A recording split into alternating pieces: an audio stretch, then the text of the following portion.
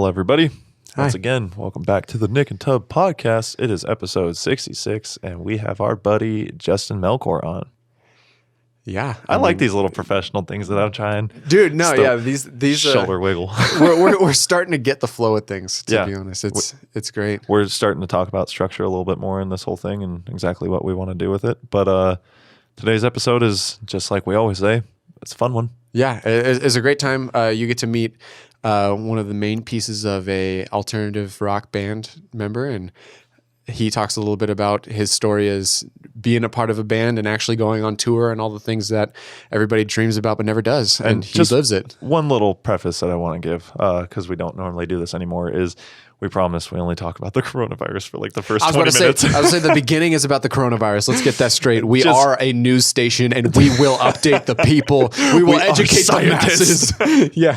So we start off talking about the coronavirus, but we get into everything Yeah, after. and it turns out to just be like chilling, hanging out, talking, shooting shit, all that fun stuff. So, without further ado, please help us welcome our guest, Justin Melchor, as we start the episode now.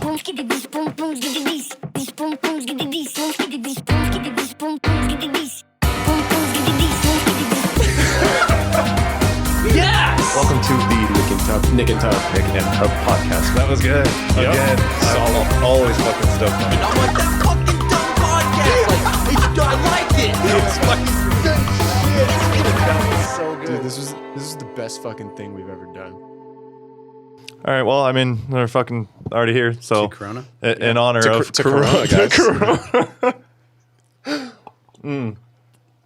Before we actually like start, and that's probably going to be a topic that we get into a little bit. Yeah.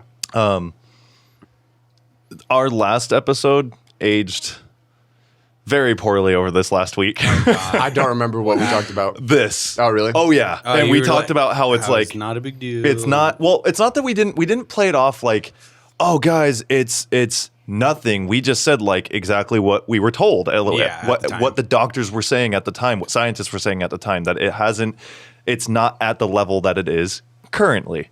I don't remember what I said. Yeah. Basically, we were just saying like it's not a something to freak out about. I still And don't think it is. Yeah. I still don't think it is. you, sir. Why? Because it's not a like massively lethal type of disease. It's just straight the fuck up. Is Like, there something you need, sir? Okay.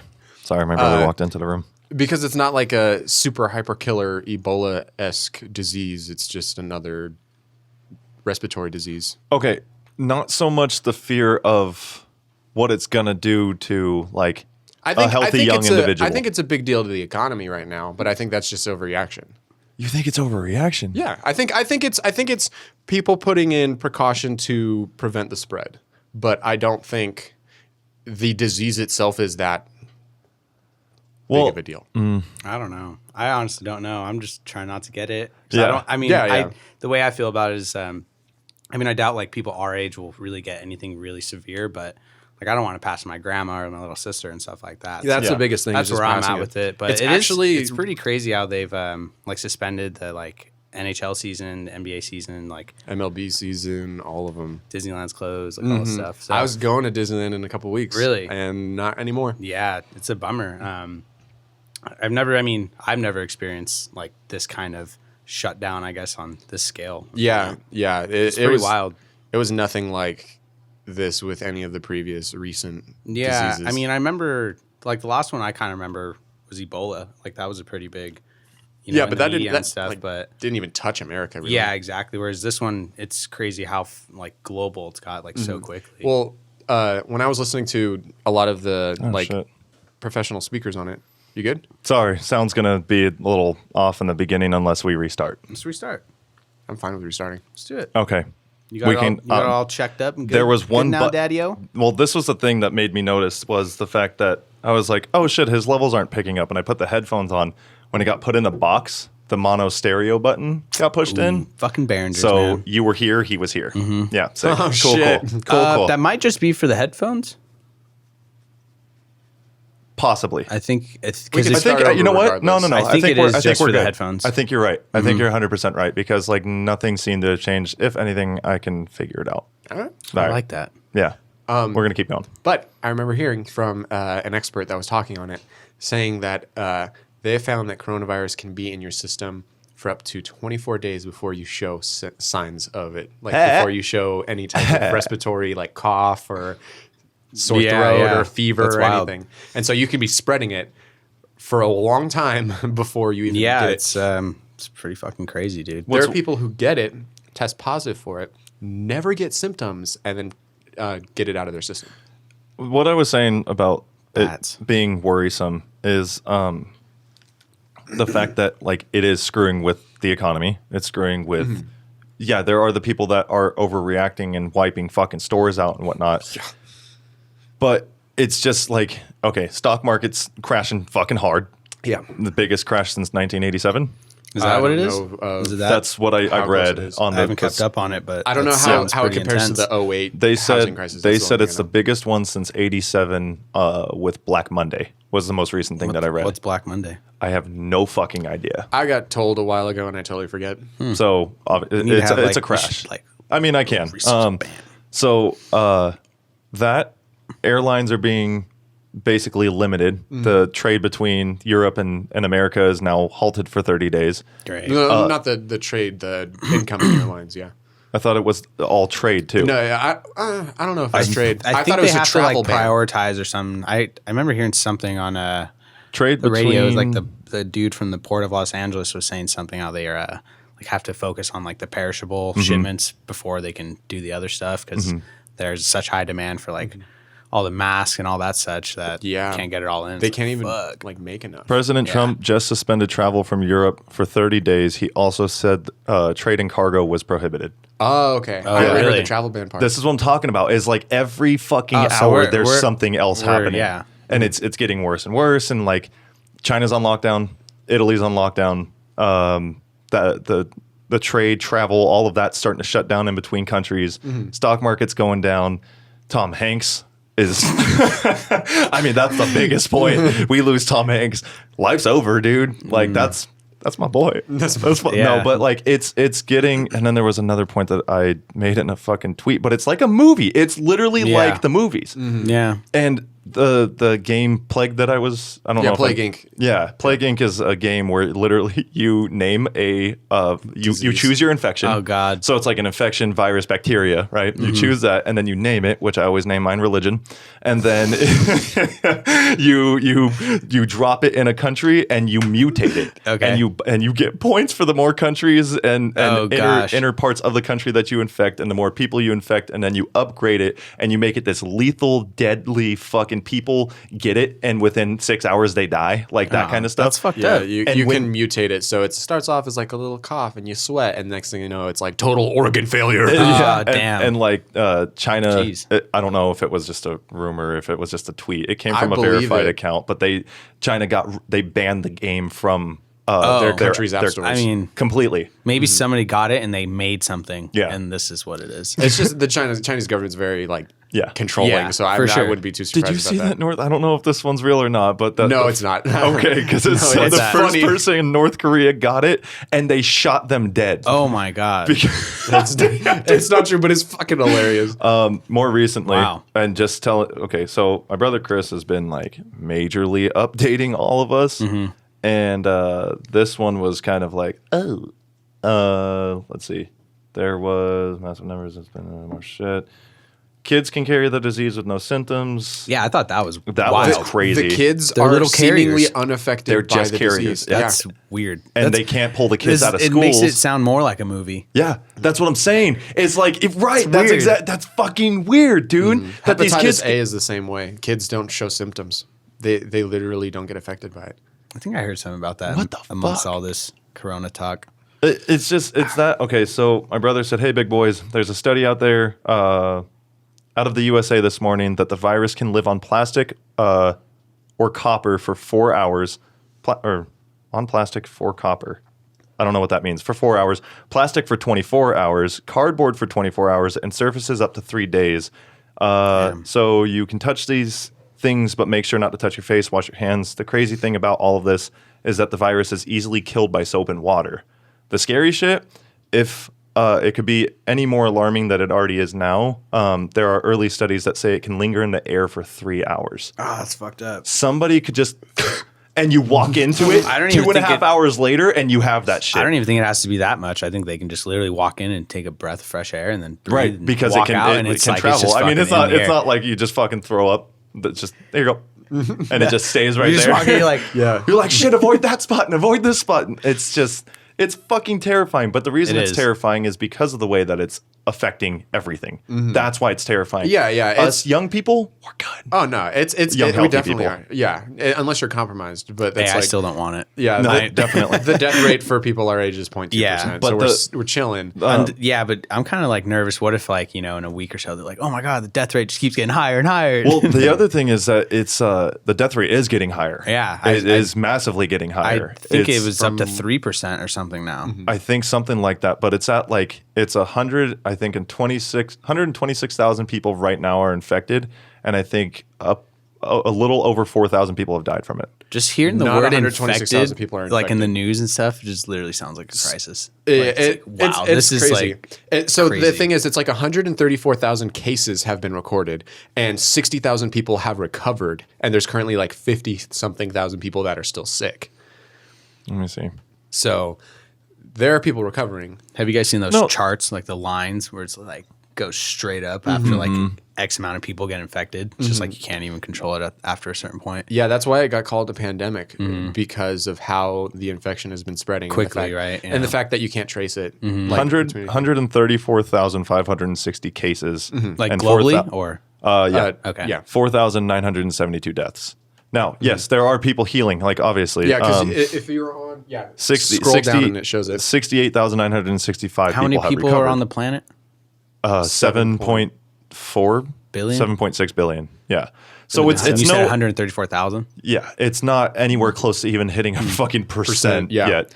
But the estimated number for cases that they think are going to come up, Oh, yeah, it's 180 million. Oh, I believe shit. it. 180 That's million. that's a big difference. That's than a huge fucking 134,000. difference. And they think it's going to be like a 6-month charade of all of this happening. Fuck. From Yeah. what I was hearing, the CDC is dude. expecting longer. The CDC This was is saying, what the fuck I'm talking about. Yeah. How are you not afraid of any of this? because it's not going to kill me. It's not going to kill you, but it's affecting like, what if the the world. store shut down and No, you can't get I know shit? it's affecting. You know? I know it's affecting the world, but I genuinely think a lot of it is like, for instance, the travel ban, the trade ban, a lot of the places shutting down. A lot of it's for 30 days.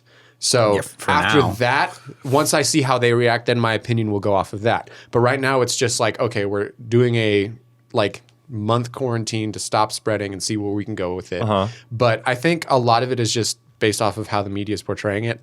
And I think if the media stopped portraying it, then a lot of people would stop freaking out about and it. I was on I the, agree. The media for sure has a lot to do Yeah. with the like this panic and the.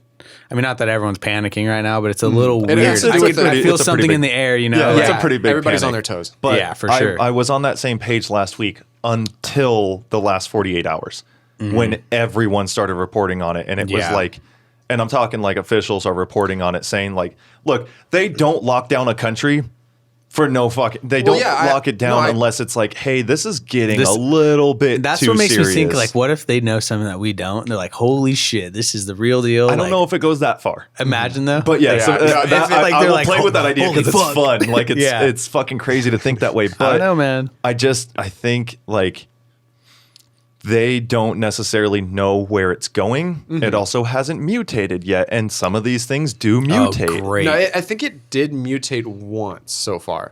There's two strains. There's the one that crossed from animal to human, and then the second strain is purely human, and that's the one that's causing And it to this spread is a what bunch. the fuck I'm talking about, dude. It's like That just sounds horrible. It's terms to prep. It is not terms to start running around and setting things on fire. That's what I'm saying. It's not anarchy. I am not it's just afraid prep. for my own health. I'm afraid for my grandparents. I'm Yeah, afraid me for too. my parents who are, getting close to their 60s and not the healthiest people in the world. The people that are like healthy, take care of themselves, drink a lot of water, take medicine and go to the doctor at the proper times and always take care of Right. themselves. Cool. The people who have died are probably the older ones or ones that have like Already super altered immune compromised. systems. yeah, Yes. like I think about my great grandma. Like she's over 80, and it's like, Jesus. man, And that's what I'm saying. And that's this shit can something just where it's like that's serious if she gets it. You know, like so the fact that it can travel in the air.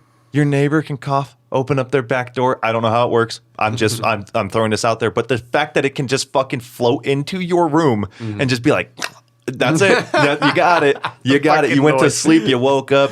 Damn. You find out 24 days later that you have it. Like, I think the biggest like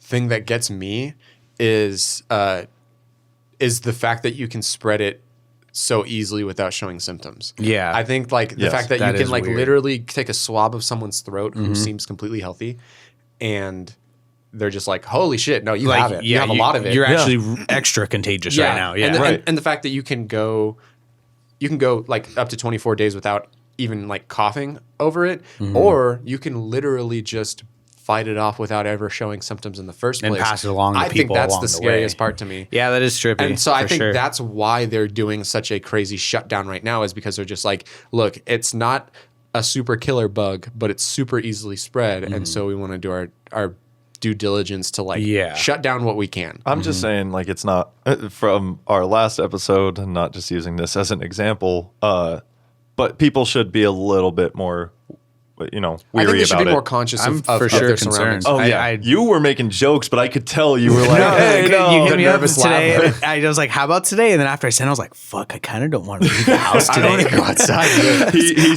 I was just brushing up on Twitter and shit, like on the news, and I was like, "Oh man, this has gotten pretty serious over since yesterday." I think what set it off was because the World Health Organization classified it as a pandemic. Because Yes. once that happens, then countries take action. Yeah. And companies take action. Because Right. then... Well, they don't once want to it's- be the person that like it happened at their spot. You know, Yeah, like, and- if Disneyland didn't shut down, it's like, oh my god, 100,000 people are infected with coronavirus And, like, at Disneyland. It's Whatever like, example you need to have Yeah. used in order for you to take it seriously, cool. If Disneyland is the one that sets you over the That's edge, it. whatever. But the fact that I read up on they shut down for Kennedy's assassination, they shut down for The Northridge earthquake. the Northridge earthquake, and then 9/11. 9/11. Who? Disneyland. Oh. Those Yeah. are the only 3 days in the past since their opening that they shut down. It's like And 65 then years today. or something.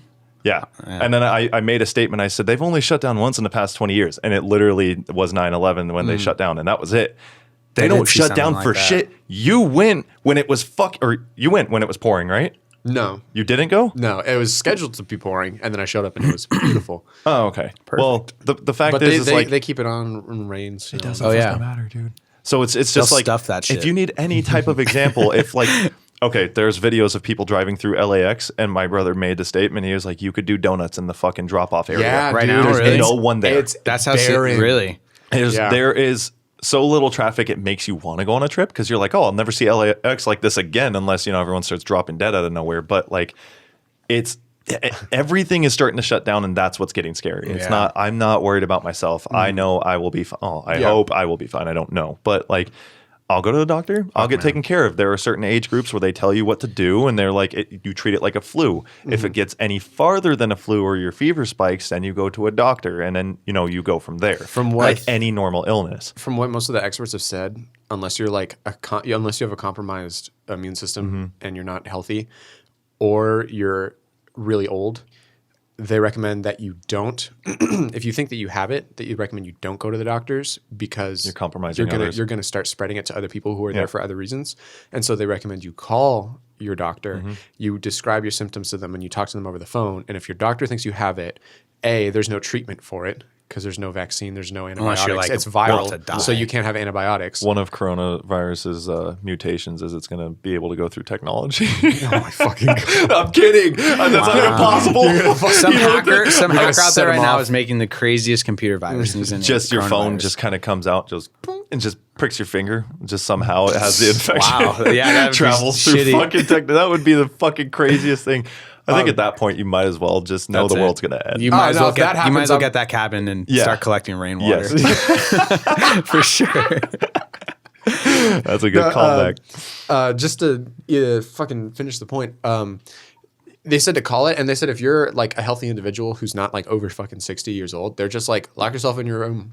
I think basically beat it. the way, like, I mean, and I'm not an expert by any means, but from my understanding, is that basically everyone's going to get it, but they're trying to make it a longer sort of range, so it's not just like Yeah, you totally saw up that- and totally I down. saw that exact same scale. To me, like that kind of makes sense because you can't really prevent it. You know, No. if it's in the air like that, Yeah. I mean, you're kind of like, Well, it's like trying to especially- stop the wind. And on top of that, we don't That's know. exactly what one of the experts said. Is like trying to stop the wind. I saw like this Joe Rogan podcast. I was watching that a little I bit. need to so watch like, that one. 'cause it's that's the very one- good. It's That's very the one that's like informative. freaking everybody out. There's the three that I recommend that I've got my information from is the Rogan podcast with the like Most recent disease doctor, yeah. disease specialist. Yeah. A TED talk with a specialist who studies diseases in populations as a whole rather than in people individually Right. and how they affect people. That one's super informative. And the other one is the official video that the CDC put out today. Okay. And it's like 3 minutes long. Yeah. And they were talking about it like almost as if like you're gonna get it. Yeah, they're just kind of exactly. like they're just like whether you get infected this year or next year, like you just need to know the Jeez. precautions and what you need to do. It's just a they're matter. just trying to slow down because you got to think like, I don't think the healthcare, industry is even prepared for They're not. that amount of people to get sick so quick. No, they're not. That's what dude. that's to me is like what's scary because like let's say like one of your loved ones get it and they need like some hospital care and they're like, sorry, we're like full. It's like, oh, This is one know, example no that vacancy, yeah, brother. basically it's like shit. This is what I've been giving as an example, just because I thought it was an interesting example, because it's spreading at an exponential rate. And how you can understand it is, I'm going to give you 5 to 10 seconds to answer this question. Would you rather have $1 million handed to you, or a penny that doubles its worth every day for 30 days? The penny. Okay. The penny. Okay. Basically, what ends up happening is by day 30, your penny turns into $5.3 million. Is that more? Yeah. Yeah. Is it a million? It's more Is than it a more than million, a million? yes. Yes, 5 times. I didn't know 5 if you times. said a billion No, or- no. or- Oh, yeah. if I said a billion, take the billion. But Yeah. like, that is the comparison of how like the disease, how they think it can start spreading, and that's why they think it Yeah. can get to 180 million, is because it's like, sure, maybe 100,000 cases, okay, but those 100,000 people get Multiply, 2 people yeah. each. What, 200,000, and then those 200,000 get 2 Well, people. if 100,000 get 2 people, No, I know, each, and then it's then 300,000 total, yeah. and then those 300,000 then get 2 more, and then it's what, fucking 900,000. Yeah, it will start spreading like fucking wildfire, and it's like, you just keep an eye out for it and try to be Wild. as careful as possible. Like UCLA, this was one thing that I was like, is this real life? They do a forecast either every month or every 6 months, something like that, a forecast of like how the nation's going, what the trades are in the world, all those different That's things. cool. And I get to actually film those. My attention, you would like it, but my attention span does not stay with it, especially because if I lose 10 words, which I do when I'm trying to film and pay attention to audio and yeah. everything at once, I lose where they're at. But I probably would not focus on my job. I'd be like, oh, this is so interesting. yeah, oh fuck! I didn't hit record. that's fucking scary because Hey, can't get that back. Can you repeat that? yeah. But this one, they not only shut down all of UCLA and they told everyone it's online classes, but they canceled the forecast. Except they didn't. They just told everyone they couldn't attend. 450 people paid to go. 450 people got their Oh, money wow. back, and they still did the forecast. And I had to go film it. And I'm like, hey, when do I get taken care of? Like, when do we just cancel this as a whole? Because if you guys are shutting down the school and everything in LA is kind of getting, it's on the fence right now. Like, why? You're a first responder, bro. You are. Off. Shout out, Media Devin. doesn't stop. Yeah, I know. So anyway, Nice. Justin, want to introduce yourself? Yeah. we got the Corona talk out of what's the up? way. Yeah. Corona talk. Yeah, for sure. Well, hey, I'm Justin. Last name. Melchor. Yeah. And what do you do, my friend? So I play guitar in a band called Sleeptalk, and I record, mix, and engineer, produce music. And you're damn good at it. Thank you. Yeah. Appreciate it. you That's sent me- impressive. I didn't know you mixed, engineered, and produced all of this Yeah, stuff, too. yeah. Oh yeah, that's the, I guess I didn't like mention that, but what he had sent me was like everything he did. Like he Right. he created the song with his band, but Yeah. like he did all of. Do you do all of it, or do they help chime in with some of it? The process it changes definitely, from song to song. But basically, before a song gets released, like everyone in the band has had their touch on it. So it is like a Sleep Talk song. I do a lot of the like I'll track us and stuff because I have like a pretty good understanding of Logic and just using like a DAW. Right. So I was going to say, what DAW do you use? Logic. Oh, okay. Yeah. So, yeah, I've tried Pro Tools. I don't know. I've gotten so used to Logic that it's almost like I don't want to try to relearn something when I already know something. Is it like one of those things where when it comes down to like Premiere versus Final Cut, are you one or the other, or do you kind of dabble in both? Yeah, I only use Logic. Okay. Yeah, I don't use Pro Tools at all. I just didn't know I'm if it familiar with it, but Right. yeah, I don't No, ever no use reason it. to go over to Yeah, that. I just feel a little more creative in Logic. Just I don't know, the look and feel is a little more my style. I understand some DAWs are more catered to different genres. Is that one helpful with you in like the indie/alternative scene, or because I'm I know not some are sure. like good for EDM and some are good for rap, Definitely every DAW has their own sort of, I guess. like flavor. Yeah, I guess that's the way it is, because I mean they all do the same thing, which is essentially just a digital audio workstation. So Right. I like Logic just because it's kind of really like vast. Like you can basically, it comes with a lot of like built-in sounds, plugins and stuff like that. So you don't really have to spend a lot of money on third-party plugins to be able to create a cool sound and stuff. Which you just bought. I saw your tweet. Yeah, jeez, man. I was working on a song and there was a little like pop, like crack in the audio, and I was like, "Fuck!" It's like I can't get this out. Like no matter what I did, it was just ruining it. So I didn't have a plugin that kind of gets rid of that. So I was just doing a little research and saw this plugin. I was like, "Oh, cool!" And I was like, "Oh, it's part of a bundle." And then I was like, "Oh, but this bundle's only the like this tier, but you get the next tier and it has all these plugins." I'm like, "Oh, cool." And then I checked my email and I had like a coupon for it. And I was like, "Oh, cool." But it's like still like $400. Yeah. I was like, but it's usually 800. I was like, all right, I'm just going to do it because I need this. And all these other things are so cool too. Yeah. So I just impulse and bought it. It's really cool. It's the Isotope, something music studio package or something like that. Like a suite of all much their did that plugins. run you? It's 400. That's what you Yeah. said? Okay. Yeah. So Fuck, man. yeah, so I actually haven't even installed all of them. I only got to install the one to get that crack off the audio, and then And it fixed it? Everything was good? yeah, it was great. I was Wow. like, fuck yeah. That's So, actually really impressive. yeah. Bang for your So buck. yeah, but yeah, no. Basically, like getting back to like how the song goes, like we'll all meet up. We have our own studio in the Valley.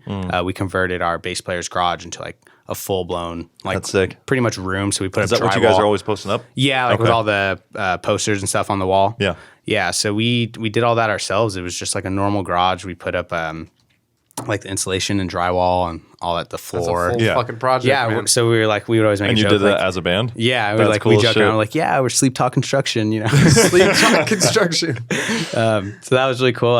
It took us about like 2 to 3 months to get everything and do it. It was quite a process. We had to clean out the garage. There was a bunch of stuff in there and move it to storage and all that such. Basically, we meet up in there. I'll open up the blank session and either Tyler will lay down a drum beat, like on a MIDI track. Maybe Paul will be noodling on a bass jam, and maybe I'll like start with like a simple like pad, just kind of give it like a little bit of texture, kind of like give it a vibe. And then we just go from there. Usually we do like all the instrumentation. And then after that, Anthony will lay down vocals and start writing lyrics. But then like once that's all tracked, I'll kind of take it and like work on it at home and just kind of like spend like hours on it and stuff, just lining everything up or seeing if we need to redo a track or change this or that, and kind of end up getting like lost in just like experimenting with different sounds and maybe doubling this or putting a bridge right here and put a filter over this. So Do they typically trust you with doing most of the work? Or yeah, it's actually really cool that they allow me to do like basically my own creativity on it. And You're like the fools. yeah, like I'm just ruining everything now. But they're like, I always go back to them for their opinion and stuff because, like I said, it's a very collaborative process. Like everyone puts their taste and touch on it, so that it is like a Sleeptalk kind of sounding song. Of course, and that's why like for anybody, people are going to listen to this because you always participate with people on Twitter, and I know that you guys are constantly after the show that I went to is what I'm getting at. You guys had a bunch of people come and fucking talk to you to the point where I just had to give you a hug and then fucking go because I was like, I can't talk to you. Like, there's a line of people waiting. For sure. The fuck was the point that I was going to get at? Somehow on Twitter, I think. I was just basically bringing up the whole. Your guys' shows in general is like when they play, it's. You can tell it's like, oh, these guys hang out all the time. They're close because your cousin is two cousins, right? So Anthony, the singer, is my cousin, and then his brother Jason, which is the other guitar player / keyboard, he's my cousin as well, obviously. So and then the other two guys are just and close then friends. Paul is the bass player. Him and Anthony were in a band before, so they've known each other for over 10 years. And then Tyler is the drummer, and we actually met him not that long ago. I think Anthony's known him for a while, but never really like knew him. Yeah. And then when our other drummer left, we basically hit up Tyler and we're like, hey, we heard you play drums. Like, do you want to like, come try out? Yeah. And we had a tour lined up the next month, like for a month, like a month-long tour. And that's when I remember So you like, telling me we about were this. literally like, hey, like, you want to join our band? Also, we're going on tour in a month. So like, if you're down, like, can you do this? Like, we needed somebody. And you said he dove straight into it and just learned it all. fell in perfectly. Like, he vibed well with all of us. Damn, you got lucky. Yeah, and he's a great drummer. And he fucking came on tour with us. His first show with us was in Kansas City, Missouri. So like, we hadn't even played a show with him yet, and we fucking went on the road and everything. So fucking crazy. Yeah, Tyler. But you guys had practiced together and whatnot, right? Yeah, we practiced for like a month. Yeah. And before leaving, so we had never played with him before in practice. He had to learn all the songs, like learn how to play with the click. Which is cool, dude. Just and adjusted the whole band and everything, and the whole he point fucking that nailed it. what I was getting at was that you can tell like you guys are close. You guys have fun together on stage, and you guys don't bump into one another, and it's like this cohesive mix of people. Yeah. Jamming the fuck out. And the other thing was like, as much as you guys work together, you were all individually getting into the music your own way.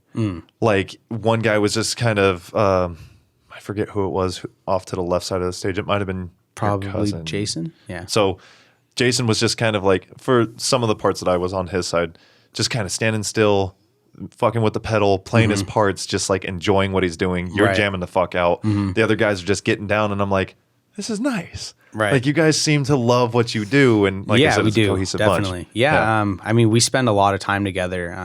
I mean, we've been a band for over 5 years now. So That's so crazy. yeah. And like I've known Jason Anthony my whole life, obviously, and Paul, me and him are really close. So yeah, there's definitely a lot of just chemistry that is kind of just built into our band, and I guess it shows when we play live. Yeah. Who did you guys go on tour with? Or how did the tour even get set up?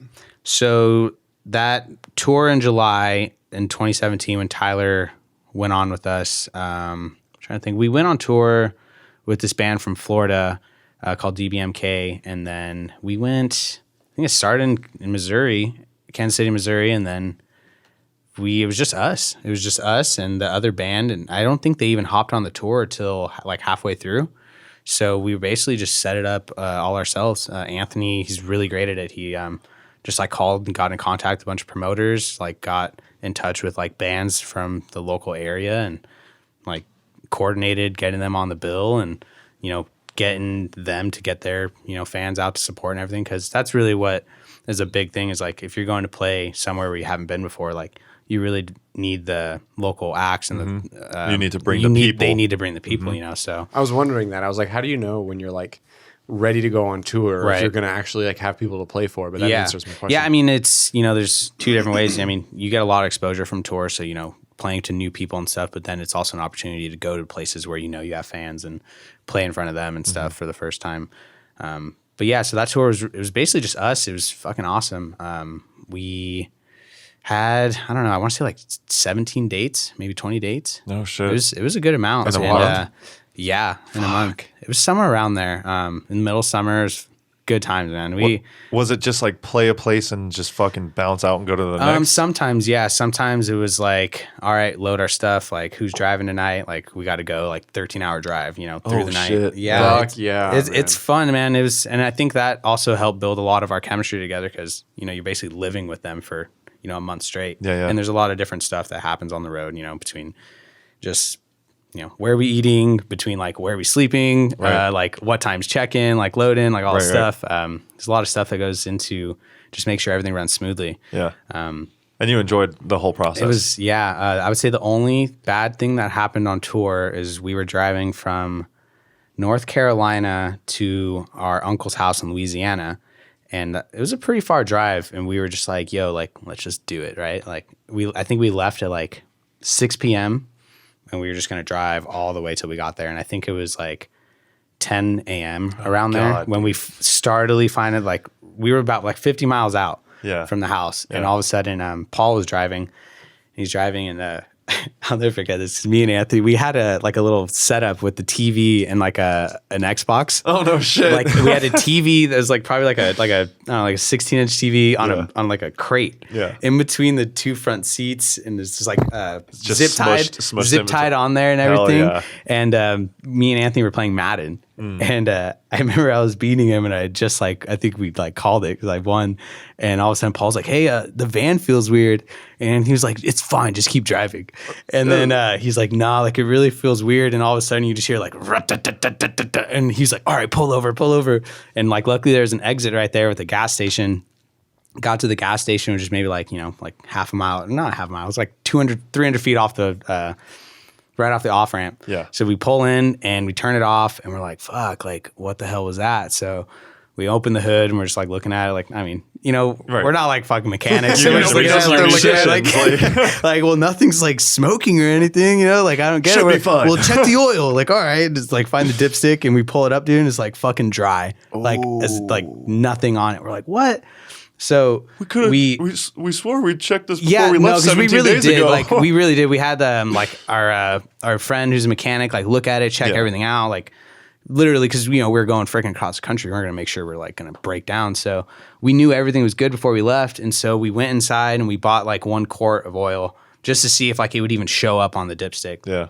Pour like maybe a third of it in.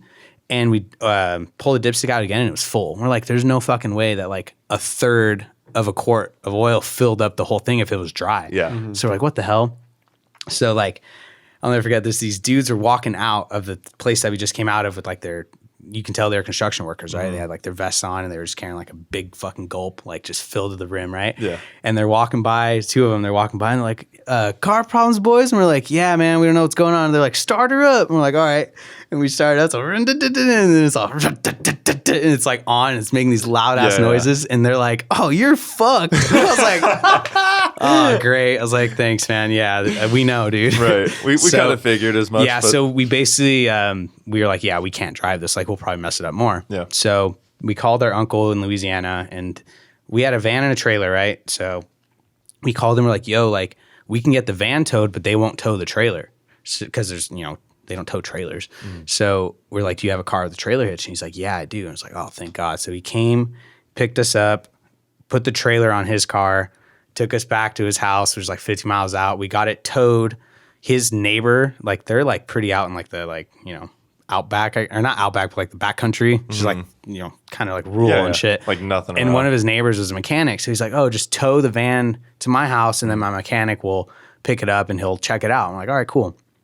Do all that. We go there and we get to his house. We're all safe. Like, at least we weren't like, stuck in the middle of the freeway or anything. Right. So pretty fortunate in that aspect. But we got there and basically we were like, all right, well, our show's not for like 3 days. We have like, because we were planning to spend some time there. Yeah. And we're like, well, let's just make the best of it. So we were in Louisiana and like at our uncle's house is really cool. Like has this big ass backyard with like all this grass and trees. And we had all these fucking fireworks that we bought in Missouri or some shit. Oh, no shit. And so we literally just like, we drank and we fucking just lit off fireworks, played football, like made the best of it. It was cool. Yeah. And then we got the news from his mechanic. He's like, yeah, it's basically done. Like something, I don't remember now, but it was something with like the crank or something, like the whole motor was done. So we were like, well, we're kind of stuck. So that was the only bad part about the tour. Right. Yeah. Basically the way that ended up was one of the other bands that we were going to play shows in Texas with, they're called Quiet Please. They picked us up in Louisiana because I guess they weren't too far from us, maybe like a 2-hour drive. They picked us up with our trailer, drove us to the show in Austin, and then from Austin, they let us stay at their house. And then the next day, we had to go to U-Haul, rent a fucking U-Haul because the like enterprises and those kind of car rentals don't let you rent and tow all the way to California. It was something stupid where like you had to return it.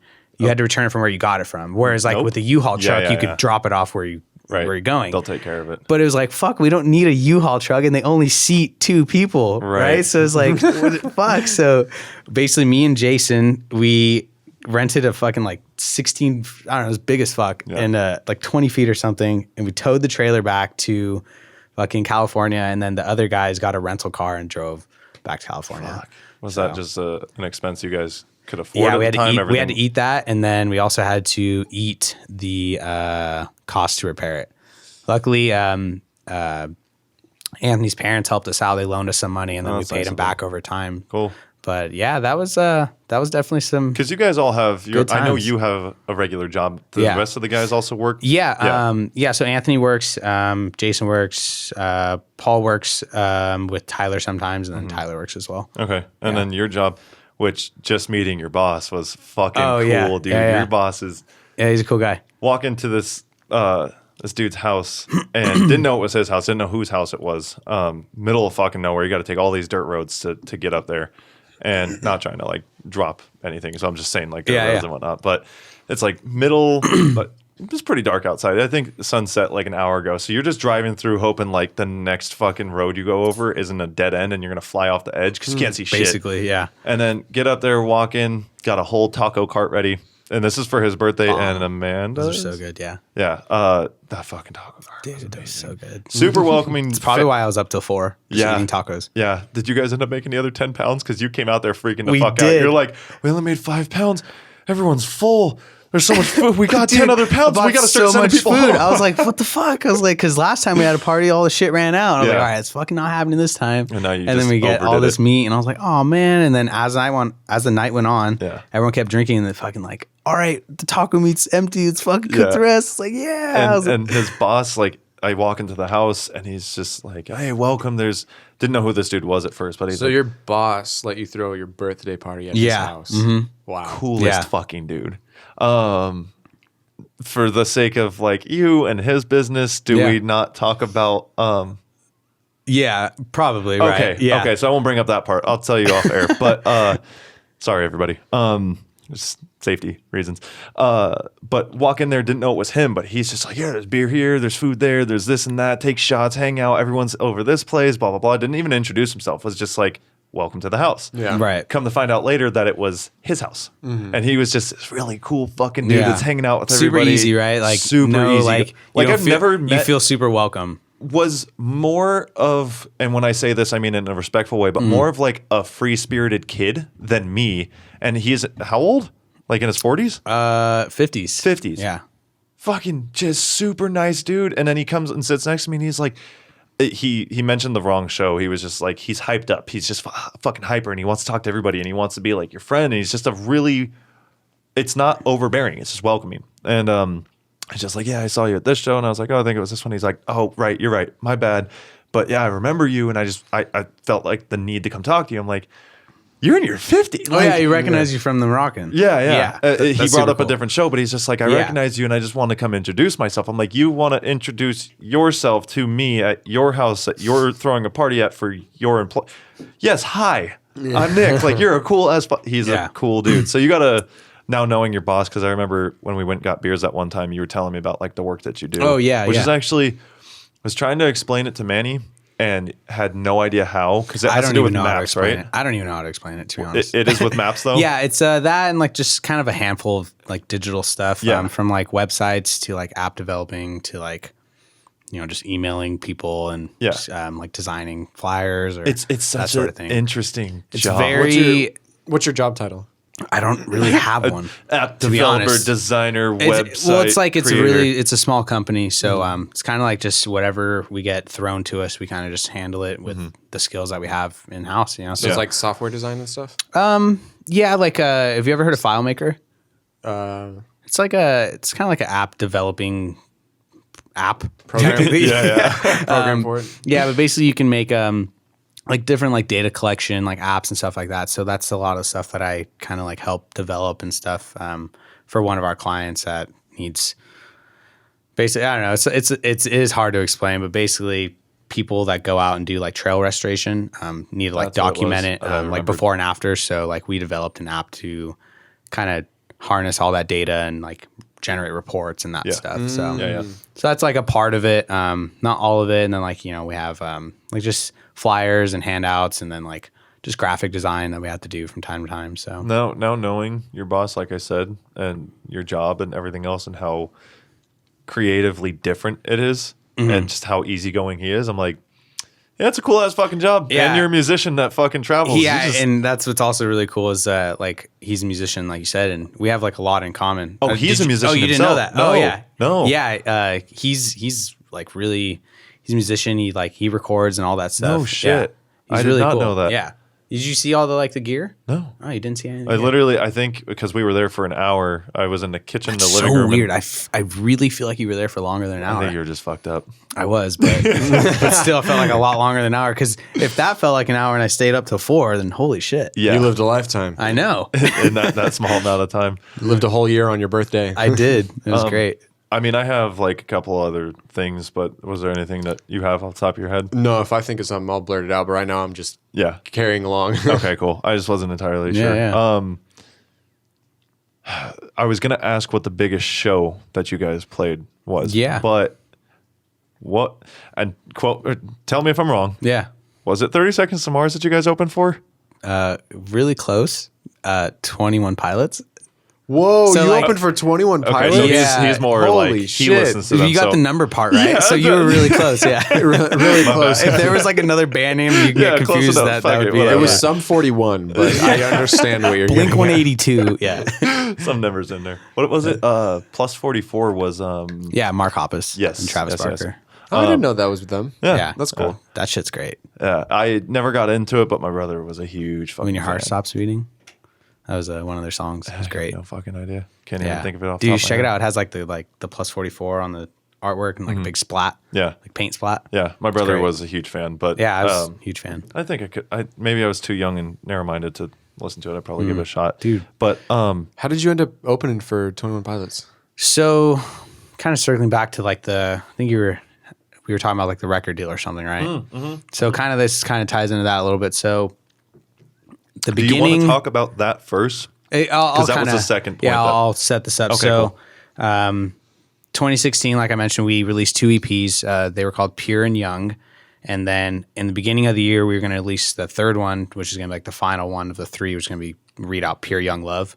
And we had about like 5 songs in there, which is like Indio, one of our songs, Which Love. was your biggest one, right? Yeah, so that was, Indio was yeah, huge. that one definitely hit. But Indio, Love, and then a couple of other ones that I don't know if we made it onto the album or not. But basically, we were gonna release that, and then we were under some sort of like a management with not Artery Recordings, but Artery Foundation, which was like A sub a branch. sub thing. Yeah.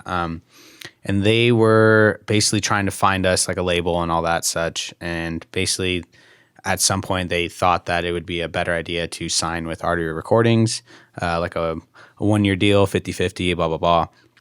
And so we're like, all right, well, we were about to release this EP. It was going to be like the total of all 3, but basically it worked out to where we just decided to do an album, like picking the best songs from those and a couple new ones. Yeah.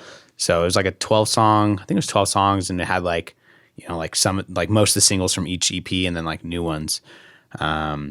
And so from there, I think, let me think here. 2017, the album came out, but we played that show in 2015. So Artery Foundation, the management that we were with, got us that show with 21 Pilots. They were up in Sacramento, is where Artery's based. And basically they were like, yo, are you guys available on December 15th or something? I think that was the date. And we were like, yeah, I think so. Why? What's up? They're like, well, we might have a show lined up for you, but like we still don't know yet. We just want to know if you guys are available. I'm like, all right, cool. And so I think Anthony was like looking up who's going to play out in Sacramento, like around the 15th. And he was like, I think 21 Pilots is playing at the Ace of Spades, but I don't think that's the show they're going to put us on. So we're like, all right. Fuck, and they man. eventually just like told us that. And we were like, no fucking way. And it was like literally just us and them. I think the band that was opening up for them before was Echo Smith. And then I Holy think shit. they dropped out. Wow. Something like that. Something happened where they couldn't play. That's so crazy. they fucking got us the spot because they have like ties with that venue. I think they like book, like all of their artists play there and stuff. So This is a lot more of like his genre, which is why I was thinking like if you listen to their music, it'll probably fall into some of the stuff that you listen Oh, to. yeah, definitely. But being that it was 21 Pilots, when you said that, when Yeah. I obviously fucked that part up, I was like, oh yeah, fuck. That would have caught your interest like way fucking more. It was pretty cool. It was definitely right when they were like blowing up off their album Blurry Face. Oh, Or wow. I don't know if it Blurry came Face. out or it was just coming. I think it was already out because they were like fucking playing like Madison Square Garden and shit. And Yeah. then they played this really small venue. Like 1,000 people. Yeah. So it was like, wow. Like, and I remember, I'll never forget, we pulled up, like, we drove into Sacramento. We got there probably like 12 because we left after work on a Friday. I think the show was on a Saturday. And we pulled up to the venue just to look at it, and there's people camped out, right? We pull up in our like, Sprinter, it's just a Sprinter. And I think somebody was wearing a beanie in our van. Oh my God. And we pulled up and somebody like camping was like, oh my God, it's through a bus. We were like, no, it's not. We no, just it's Sleep Talk. yeah. But it was really funny because we were like, holy shit, like this is going to be a big ass show. There's people fucking camping out. Yeah. So did you guys, because I know a lot of people like to show up late, did you actually get to play to a decent sized crowd? Dude, it was fucking nuts. Really? The whole fucking, it was packed. Do you think that kind of set you guys up? Oh yeah. Yeah, definitely. A lot of our fans today are like from that show. No yeah, shit. It was it was a lot of exposure. 21 Pilots has like a really good fan base. Yeah. They have a cult following. Oh yeah. For sure. So, when we were fortunate enough to play that show, like so many of them were just, super easy to like not be like intimidating and stuff and be like, like boo, or like, but like sometimes when you go to see a band, like you don't care about the opening band or anything. But I remember like, like as far as like one of the like call and response things, like they were clapping and shit like that. That's cool as fuck. Ooh, sorry. Or like call the action thing. But so that was insane, man. It was probably like, it was definitely over 1,000 people. Wait, hold on. So you've been a band for, you said 5 years. Yeah. So that was when you guys were first. It was, you fucking opened for 21 Pilots when you. After our second EP. Yeah. It was either before or like right after our second. Actually, I think we released our second EP in December. You guys must have been like not even a year old at that point? Yeah, it was pretty fresh. What a fucking wild ass intro to like this whole band, because it was really fucking tight. For everyone listening and Caleb as well, he was in a band. I don't know if you want to talk about it at all. You don't have to. I don't care. I don't give a shit. Called The Artist Must Draw, that was out here. And that's actually where you were asking like, how did we meet? It was, hey, I know you from this. We're at the same party. We have the same friends, follow each other. And then it just went from there. Mm-hmm. But that band was probably, quote unquote, in the AV, like one of the bigger bands out here. Mm-hmm. And when that whole band dispersed, it was like everyone just kind of fell off except him. He just kept going and then when you formed Sleeptalk, was that with your cousins originally? Like, how did that actually, I was still doing my other band for like the first kind of like year that I was doing both for a little bit. I was still in high school. So 12th grade, Anthony had just stopped doing his other band with Paul, and then they were doing like starting up a new project, and they weren't really sure what they were doing with it. They were kind of going like a little more of the like, not hip hop, but like a little more of like, I guess not rocky sounding. Mm-hmm. So more electronic stuff. Yeah, it was a little bit more like incorporating like software instruments and like pads and stuff like that. And what basically was popular at the time. Yeah. So they were starting something, and they had this song called Sea of Fire. They had like a little demo of it, and then Jason, he was in like a Blink-182 cover band at the time, and then he started playing guitar with them as well. Yeah. And then they got our old drummer Jacques. I think he was in the Blink-182 cover band with Jason. I'm not sure. And then they were like a 4-piece, and then before like any songs came out, Anthony was like, "Yo, like I know you're in your other band, but like, do you want to play guitar in our band?" And I was like, "Yeah, like let's fucking do it." So I was doing both for like basically high school. Like the rest of senior, I was doing both, and then at that point, it was with Jake and Austin, my other band. Right. They were in The Artist Must Draw. Were they really? Yeah, for a little bit. Yeah, we didn't play any shows, but we released. We did like an EP. When did you graduate? 14. Okay. That I didn't even know they were part of it for a little bit. Yeah, we jammed for a little bit, and I think that's probably how I ended up at his parties. I think we were probably doing that. Actually makes more sense because that was actually I think we did play a show together in Santa Ana, but we were under. Shit. I had no idea that was tied into that. Yeah. To go back on my point really quick, just so I don't seem like a total fucking douchebag. Sure. Not rolling my eyes at the whole like quote unquote bigger stuff with that band, not downplaying the band. It was just like knowing the drama that came with some of those members makes me roll my eyes a lot, just because like some of that shit just went on for way too long. So just wanted to clear that up. But it's crazy. I didn't even know Jake and Austin played in that. Yeah. And then so you go like from Jake and Austin. Yeah. Jake and Austin. Yeah. That's what I'm saying when I went to faces Jake. To Jake and Austin. Jake and Austin. Oh, like Jake and Austin. Jake and Austin. Jake and Austin. When did you kind of start talking to them a little bit more, meeting them and hanging out? God, in the last couple of years do or so? not know. It's kind of rough for me to pinpoint it because I didn't meet everybody in like one clump. I met people individually. Like I had known Manny for some reason, like much longer than I'd known Brandon. Yeah. And then I met Brandon, and then I met Jake, and then I met Austin. Like it kind of like, and then I met Casey. Like it kind of just kind of like bled in one by one. Isn't it weird to you guys that like the conversation we had earlier where you're just like, how did I meet you? Yeah. Like we're just, I don't know how you're I met most over of the at my people I know. house, you're on the podcast, and it's like, wait, I don't even remember how we met. Like all of a sudden we were just like hanging out randomly and hanging out with the same people. It's when you can't remember that shit, you start to think like, well, isn't it? Yeah. Yeah. Like, when did I fucking meet Jake? Did I meet Jake on New Year's? Like a couple years ago? I can't tell you. I have no When was fucking he idea. kissing people? I think that was when Oh, was he kissing people. That yeah, fucking so narrows it down. Jake has this thing where he'll kiss his homies. Jake's, he'll manhandle you. Oh yeah. But No like kiss. he'll just doesn't matter. planning on you. Planning on you hard. Shout out Whether Dylan or not for you want it, yeah. whether Jeez, or not that you want it. Doesn't That's sound good. consensual. He'll plan on people, but like he was pursuing one of my buddies throughout the night. Pursuing. And- Yeah, Wow. it gets a little out of hand. Like a police and chase. he was resisting for the most of it. And then towards the end of the night, like we were leaving, and my buddy Dylan was like, "Fuck it," and then like grabbed him by both hands, and they like fucking. I got the video Yeah. so perfectly. Dude, there's nothing wrong with homies kissing. I don't think there's anything weird about You it. kissed your. Is it gay to kiss your homies? No. Nah, dude. You're I'm on just tour? not- I just When you're on tour, You're on tour, bro? you get a little low.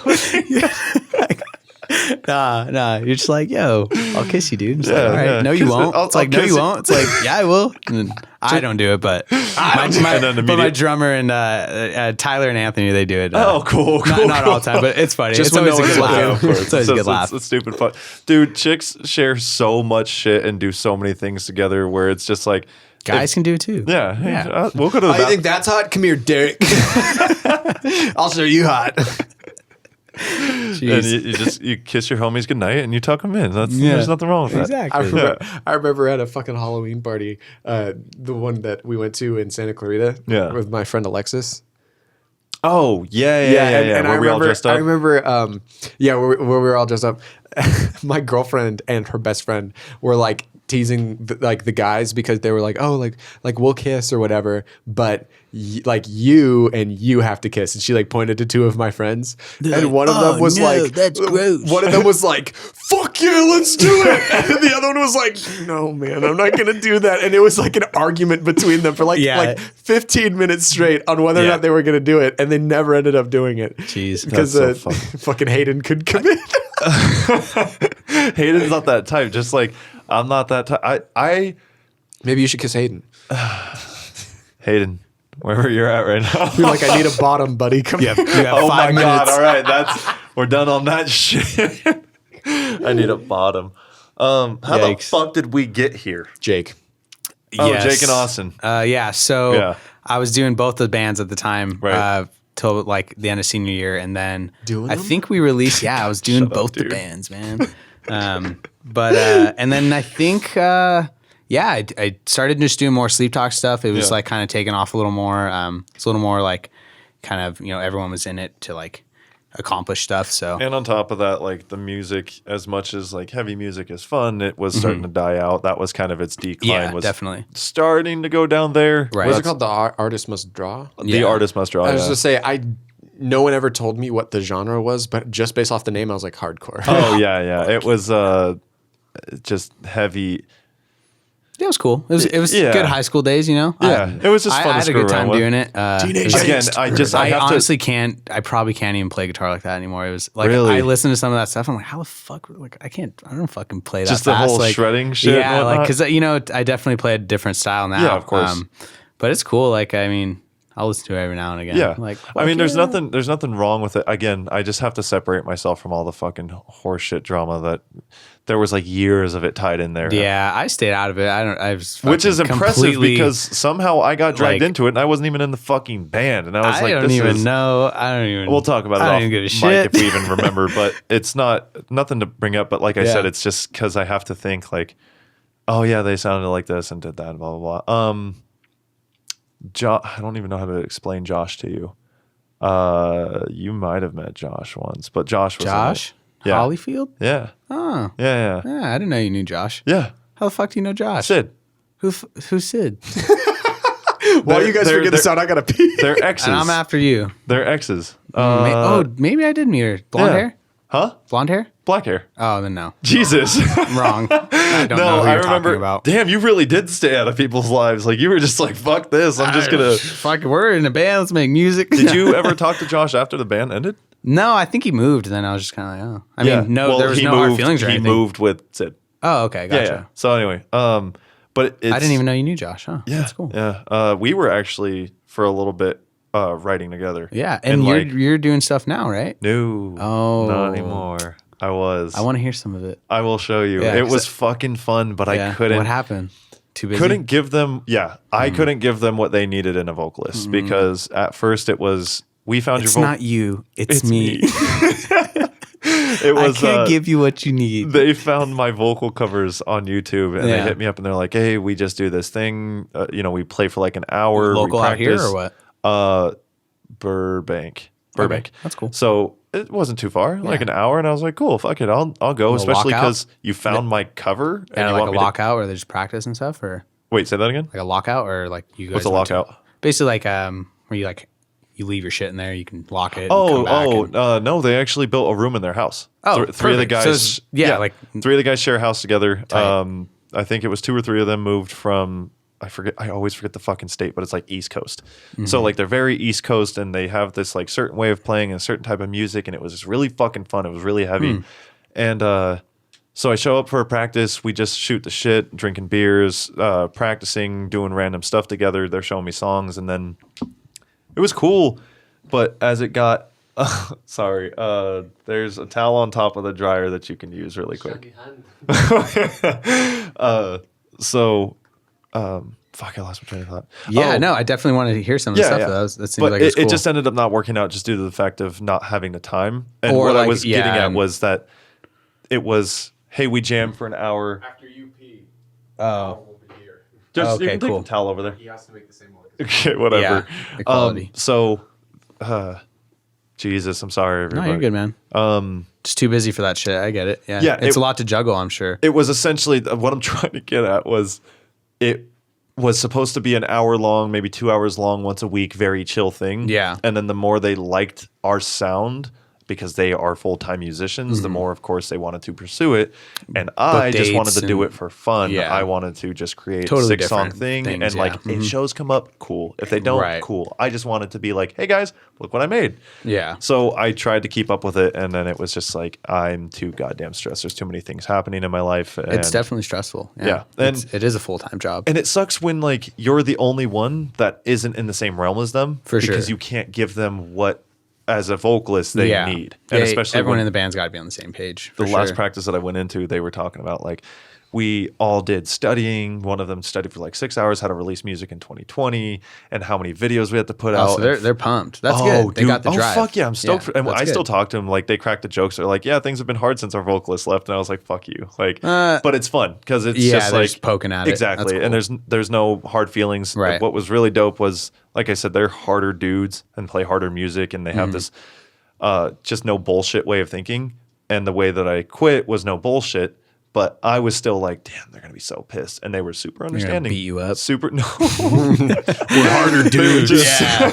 They were just super cool about it, and they were That's like, cool. "Yeah, dude, we get it. We've all kind of almost No, been in yeah, the same shoes." it's good to be upfront. Yeah, You know? but that's cool. that's why, like, now I have even just a little bit. I already had the respect there, but I respect it even more when I think of musicians because I'm like, I didn't even scratch the surface of how busy it gets. Right. And you guys are out here grinding hard. You're constantly posting shit up. Yeah.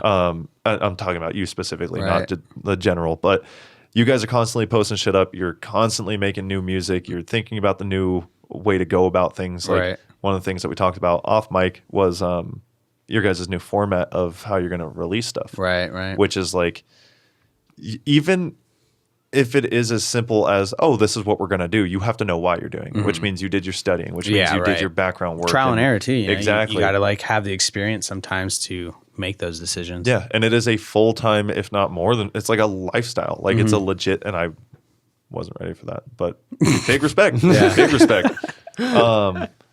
But yeah, so that's not much of a thing for me. Definitely. What, other than the way that you're releasing music, Yeah.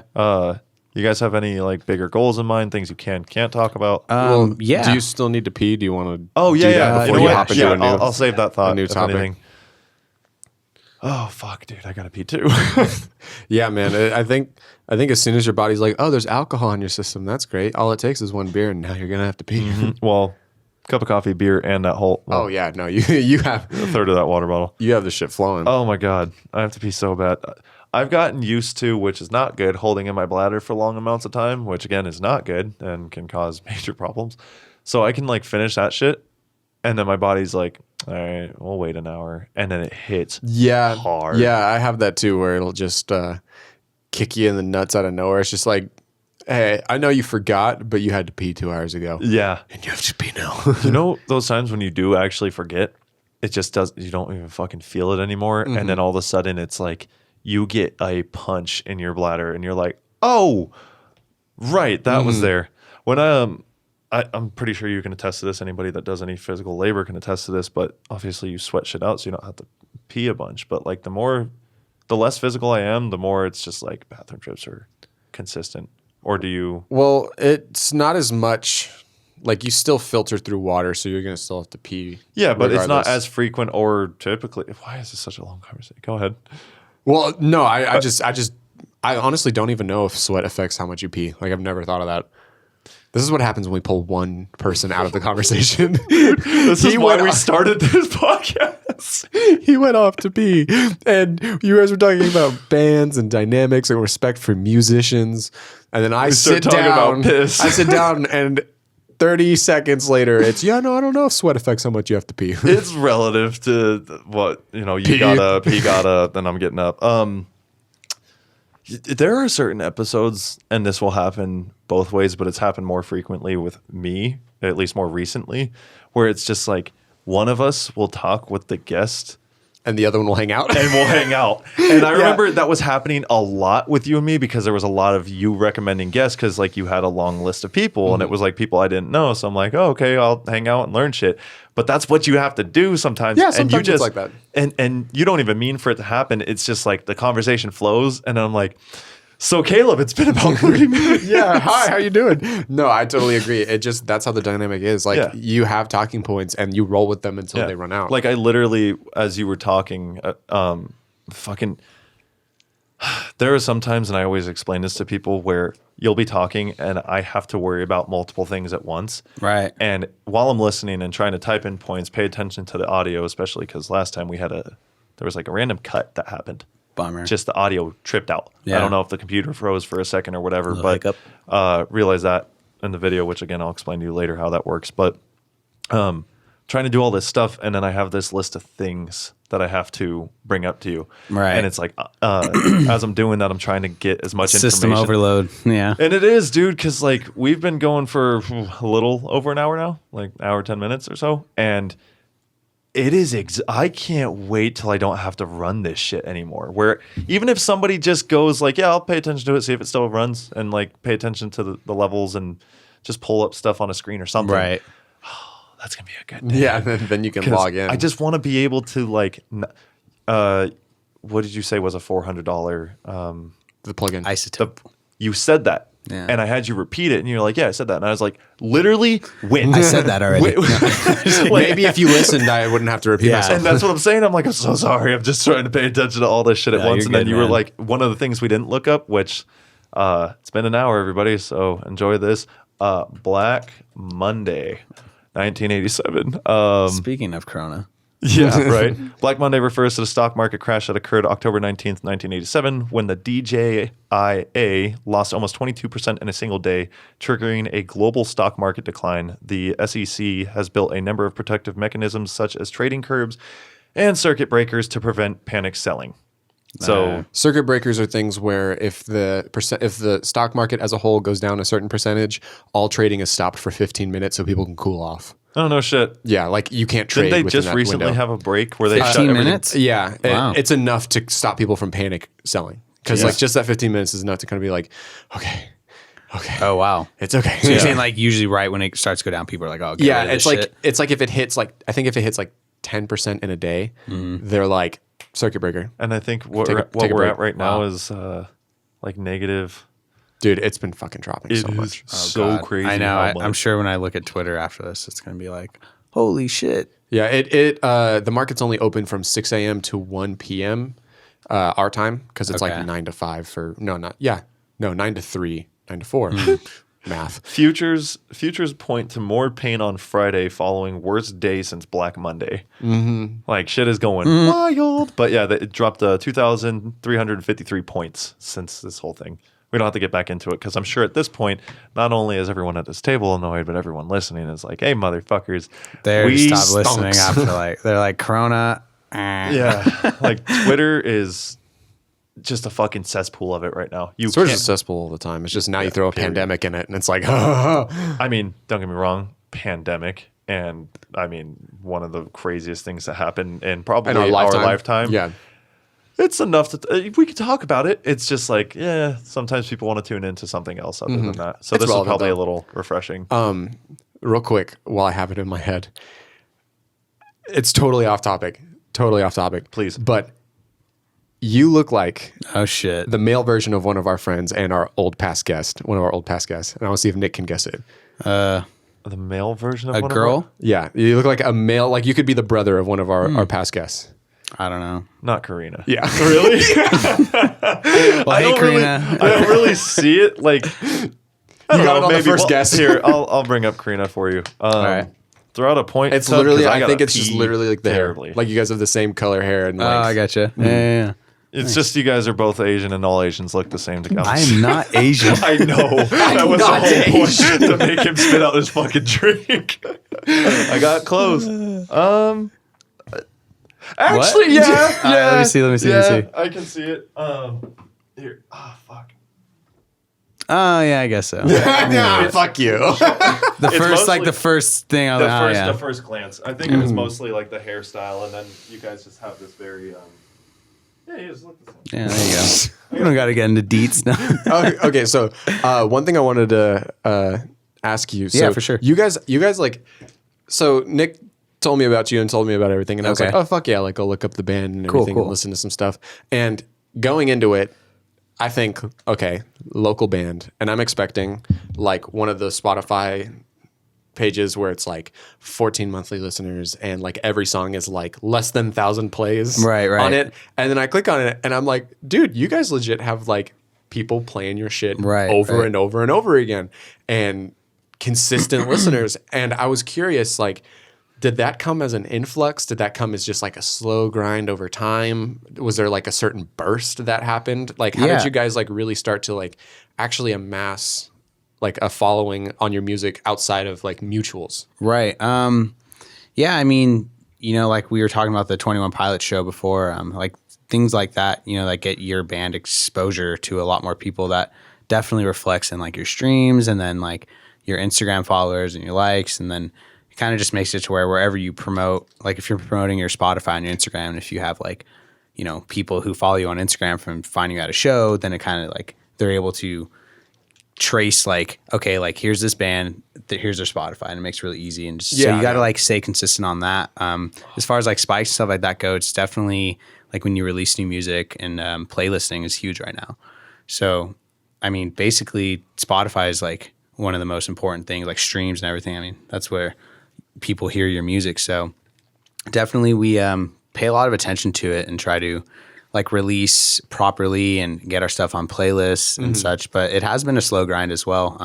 You know, being like into it, you know, 5 years now, like we have fans that still listen to us from like our first EPs. So we're really, really grateful to have people like that. And it's really just cool to be able to make music for people who like your music too, you know, and you can like have that impact on their life. But yeah, I mean, we're stoked. You know, we're definitely just keep pushing for more, staying hungry with that. But this new music, we're hoping to like even push like more streams and stuff and like break some more numbers for ourselves. That's very nice. Yeah, it's cool. It's what's actually really interesting is how much different like Spotify streams are compared to like Apple Music streams. It's like so much different. You get really, a lot more people use Spotify. Oh yeah, I'm 100%. I am a brand loyal Spotify user. Ooh, brand loyal. Yeah, I was brand loyal too, and then I was like, man, I just want it on my music because every time I plug my phone in, it's playing whatever on my music app, like in my car. Yeah, I was like, I'm tired of this. So yeah, I ended up finding a way to turn it off on my car because I was like, I'm not doing Apple Music. Like I'm not. Like, yeah. So but I've stuck with Spotify. I just like the layout and everything much more. Yeah, Spotify's sweet. Stand Apple Music. I can't stand that shit. The navigation just doesn't fit the same for me. Yeah, same here. Yeah. What was the question that you had asked? Just so I don't. I was just talking about how they like really have like amassed over like the years like a legit like following on their band. Like where a lot of people where you think like, oh, they're a local band from like the AV, then you think like. I said the idea of like clicking on their band page and it's like 14 monthly listeners and like under 1,000 That's plays the hard for part everything. of being in a band, ladies and gentlemen. Hey, check out my band. They're like, oh, fucking garage bands. Like, oh, no, like, garage band. Come on, just check us out. Just check us out. It's really high quality. I promise.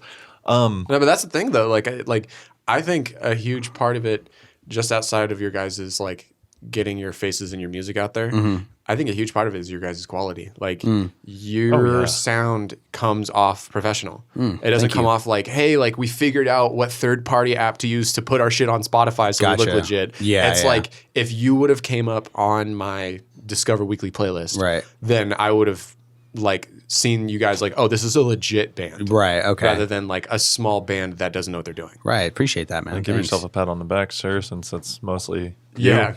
If not all you, pretty much. Well, no, like, you know, like I really can't emphasize enough. Like it definitely is like a group effort for sure. But like as far as like, the mixing and stuff like that, like I do have a big part in that. I'm not saying that you make the music. Like, right, I'm talking not specifically the band, like for sure. The and I do spend a lot of time, you know, just trying shit. Really, I mean, like anybody who.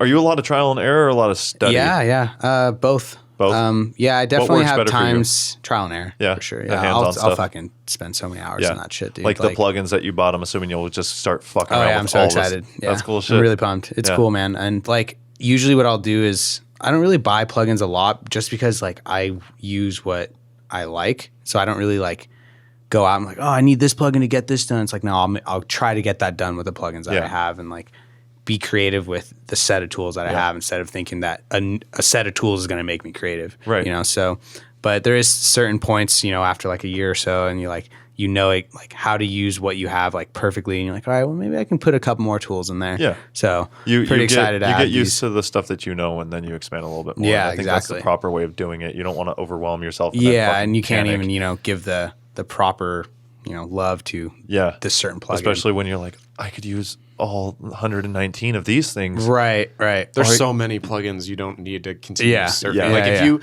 if you've mastered a certain tool, let's say, it's so much easier to take what you know about that tool and make it do something different rather than to get that same sound. Something else is going to make it sound even if there's something easier too. You know, a really hard way around it, but you're just like, but it's the way that I do things and it has the exact thing that I want it to do.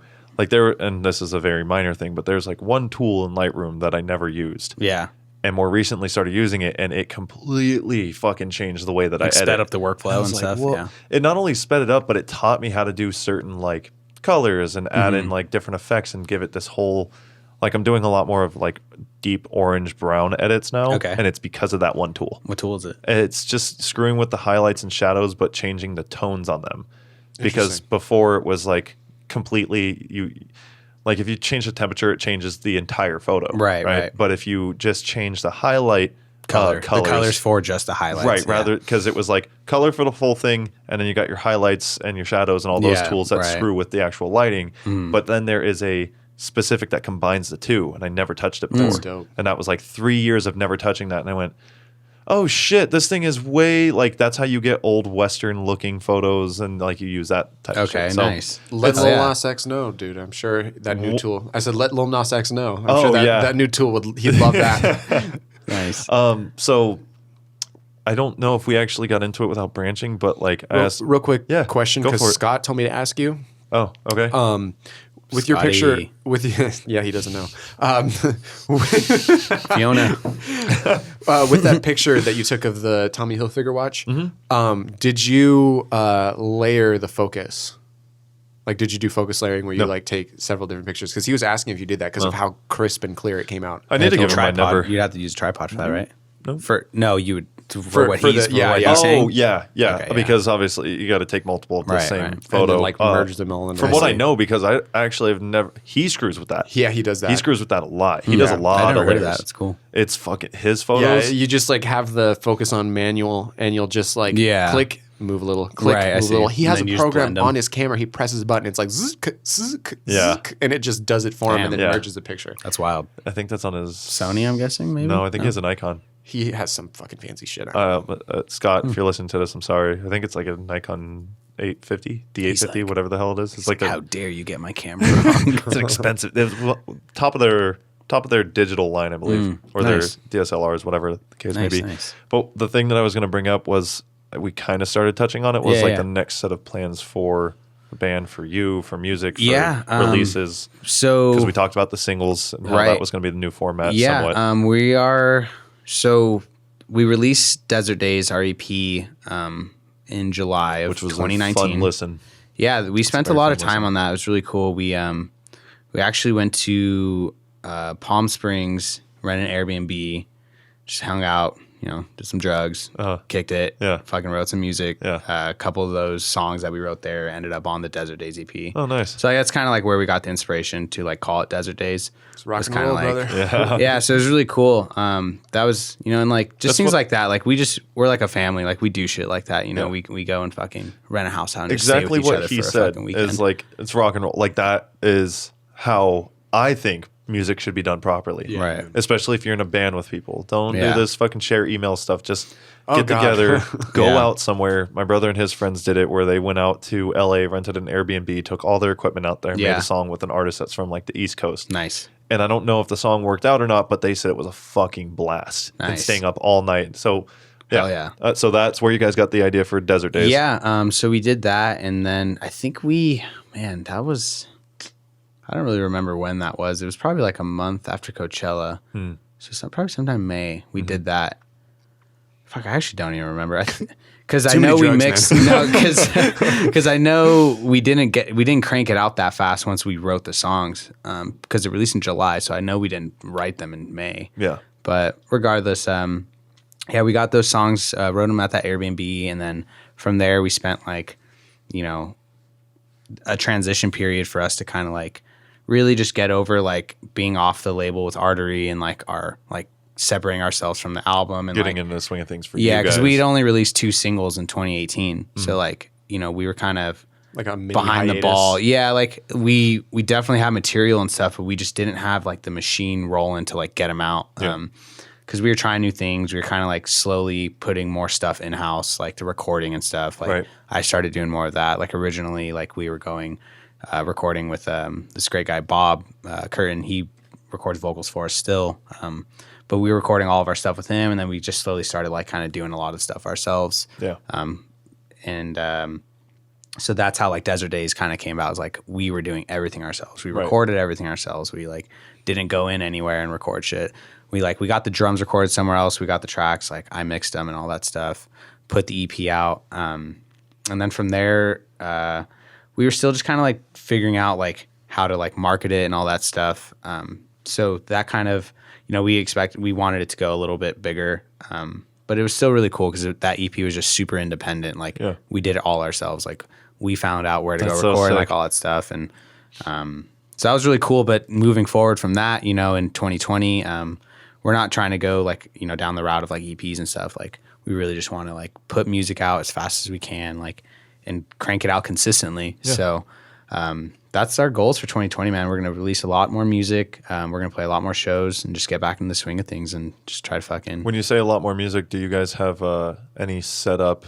Like, okay, for example, we use this podcast and we do it once a week.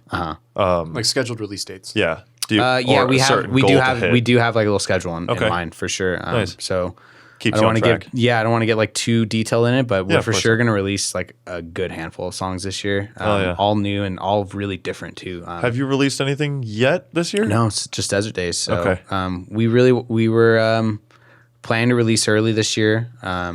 Just a couple things got in the way. We're just trying a few new things as far as like mixing and mastering and stuff like that to kind of take some workload off of like me having to mix it everything so we can focus on writing and doing like some more other stuff. Right. But a couple of the songs, like I think the next one we're going to do is mostly in-house. Like we did it all ourselves, like the mixing, mastering. I mean, what I got to hear, it's good. Yeah. Like it's good. Thank you. Yeah. I'm pretty pumped on it.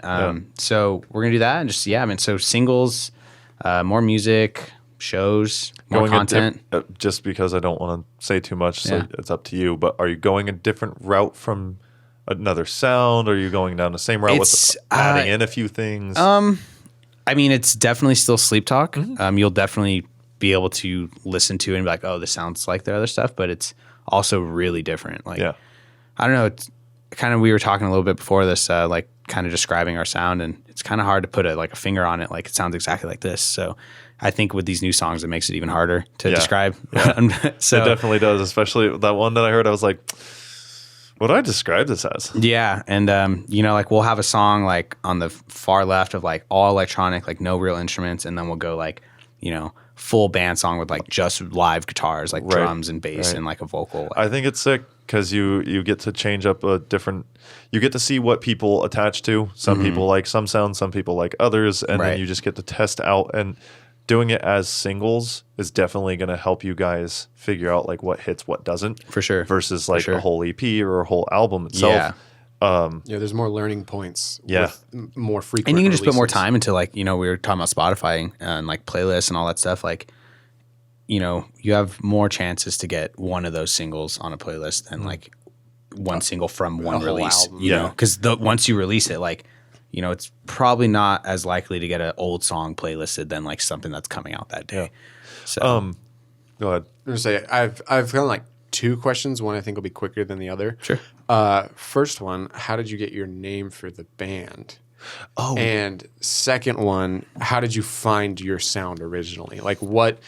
Because like I've always thought in my head, like, okay, every like guy who's not in a band always has those occasional daydreams, like, oh, if I was in a band, how would it go? Right. I have no idea from like the Big Bang, if you will, of your band, how you came to find a sound that you guys kind of like solidified. Right. So, it's process for sure. Before we get into the sound thing, because I just want to go off his first question, name for the band, and that was kind of playing into one of the things that I was going to ask.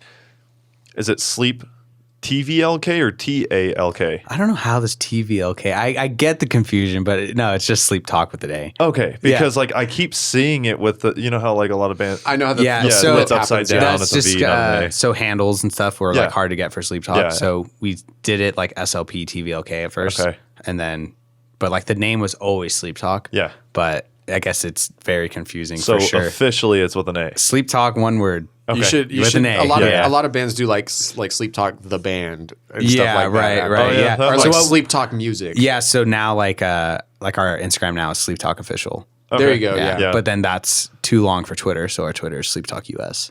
Be like sleep. Oh, I like but that. That's Sleeptalk the only US. one. But that's the only one that's Sleeptalk US. Everything else, like our website, Instagram, what's the other one? Facebook, YouTube, like all Sleeptalk official. Okay, cool. Because we definitely want to get rid of like, SLP TVLK. We like show up to a show and it's like on the fucking marquee. It's Sleeptalk. Yeah. It's Sleeptalk.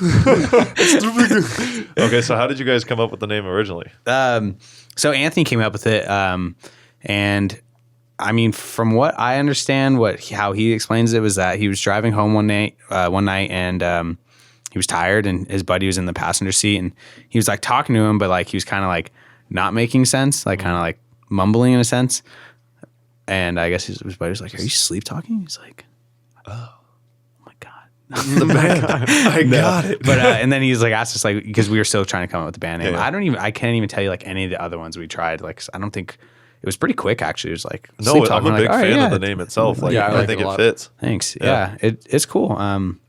Worked out, and then he brought like made that logo as well, and I think that's like really like a cool, recognizable image to associate our band with. Right. So describe it for people that are listening, just so I can.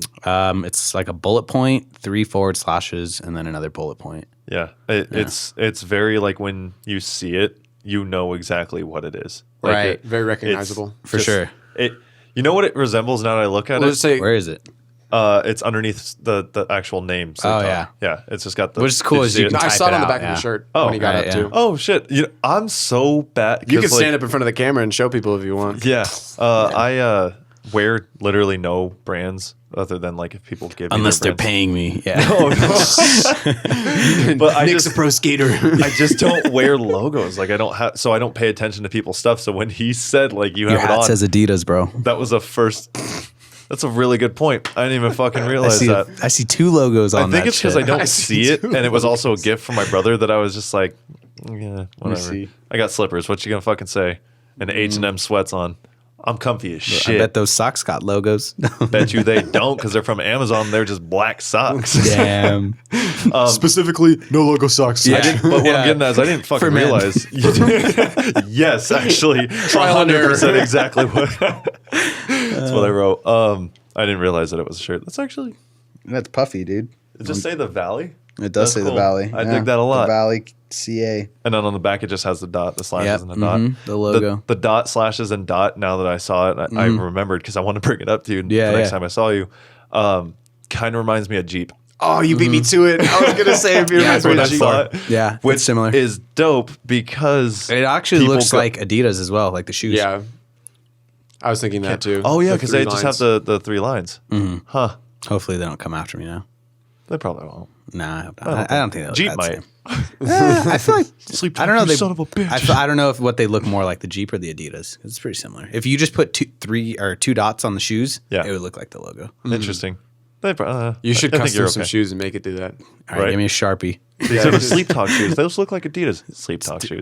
Dude, they're $200, bro. They're $200. And then there's the other question because I just write it down so I Yeah. don't lose the point. The sound, right? Yeah. How'd you get the Yeah. sound? How did that come to fruition? Yeah, so like I was mentioning earlier, I was coming out. Well, like I joined Sleeptalk while being in like a metal band as well. So I definitely had a pretty big transition in like sound wise as far as for myself as a musician. Like Anthony is like a lot more into like music that I wasn't familiar with at the time. Like I had heard about it and like knew these bands, but like I never really listened to them. And then he was just kind of like trying to describe like the sound he wanted for the band. So I started like kind of just listening to more music like that and kind of just playing more of less, really. Like more like Ring out the tones rather yeah, than like not less is because you more. know I was like so used to just shredding Oh, man, yeah. like riffs after riffs, like 30 you know, notes in, like, yeah, 5 like seconds. chugs and yeah, so Yeah. which is really cool. But it's I would even say like it's a lot harder. I mean, I think than like the music that I play now, at least for guitar Yeah. purposes. But yeah, so I mean, I had like a Schecter and like a 6505 plus, like on a Marshall cab, super fucking metal setup, speaking right? Spanish to me, but yeah, I get It it. was, put it like It's this metal- like it's metal metalhead stuff. Yeah, guitar yeah. setup. Yeah. That was funny. So like even something like that, like I couldn't even get like a sound that was gonna fit Sleeptalk's sound Right. with that setup. So Right.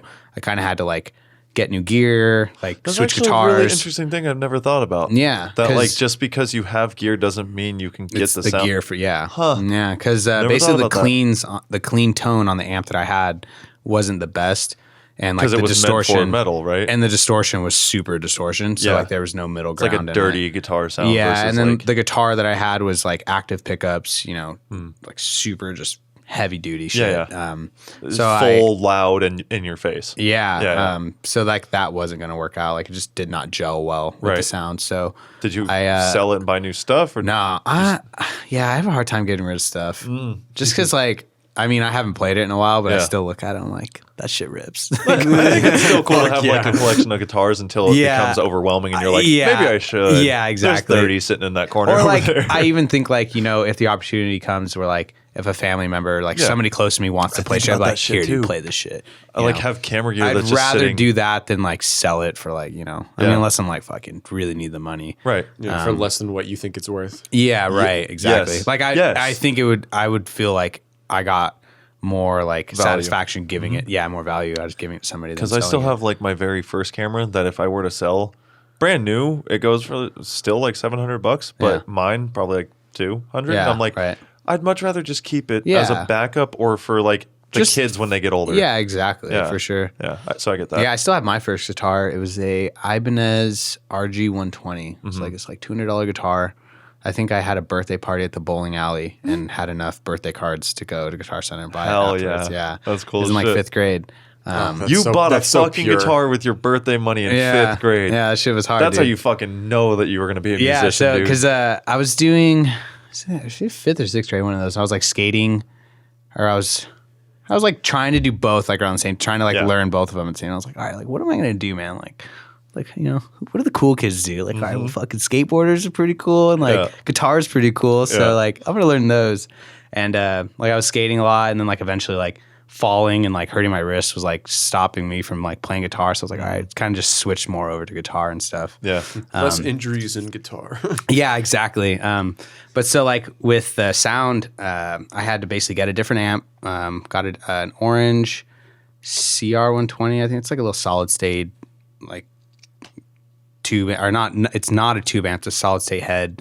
But it did the job. It was definitely like provided a lot cleaner sound than like, you know, fucking a metal guitar head. And then after that, I got a Telecaster from a close family member that had passed away, and I got his guitar, like basically inherited it. And so I was playing that for for the longest time. And then like that basically would like laid out the foundation for me to like create that sound like of like a Sleeptalk guitar sound. Yeah. Like having the telly and then like with the little bit subtle, more like chill amp. And then when we got a tour, I was like, fuck, I need something smaller than like a guitar head and a guitar cab. So I got, I was working at Subway at the time, and this guy that would come in, we would chat it up every time he'd come in, and he was like, yeah, like I had this amp I want to sell. I was like, oh, no shit. Like, you know, let me get it. And so like got it from him for like a pretty good deal. And then that fit in like a road case. So that way, you know, you're not lugging around all this big ass gear and shit. And then, so that's a Marshall amp. So right now I play on a telly with a Marshall amp, and basically gets that Sleeptalk guitar sound that I think is like starting to make its like foundation and like hold its ground. You had a full stack before, right? Mm-hmm. And not a full stack, just a half stack. It's called a half stack? Yeah. Full stack is what? A full stack is like 8 speakers. Oh, shit. Yeah. Oh, Jesus Christ. Like Never mind. But I the was 4 way speaker fucking one, up. you know, it's like that big. So a single speaker is just an amp, period? Like yeah. this is what So you like call it? the amp I have now, it's called a combo amp. So it's like a head and the speaker in one. Okay. It's a 1 by 12 speaker.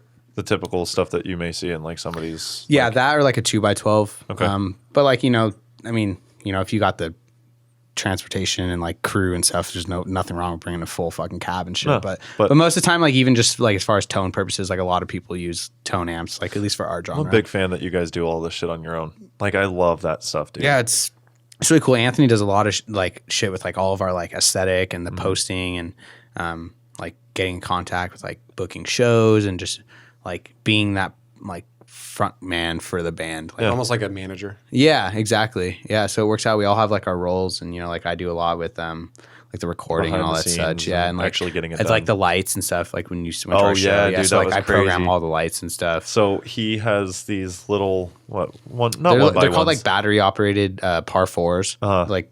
and it's all LED connected lights. connected Yeah. to a system that communicate with each Yeah, other. they're right? wireless. So basically, they're battery operated wireless, and you can like set up lighting controls in your computer and assign them to MIDI notes that play in real time with your tracks, so that you can have They the sync up lights with the sync music. up with the And music. this Yeah. dude That's is awesome. straight up like he had it set up, and he was just like, "Wait till you actually see it at the show, and it looked good."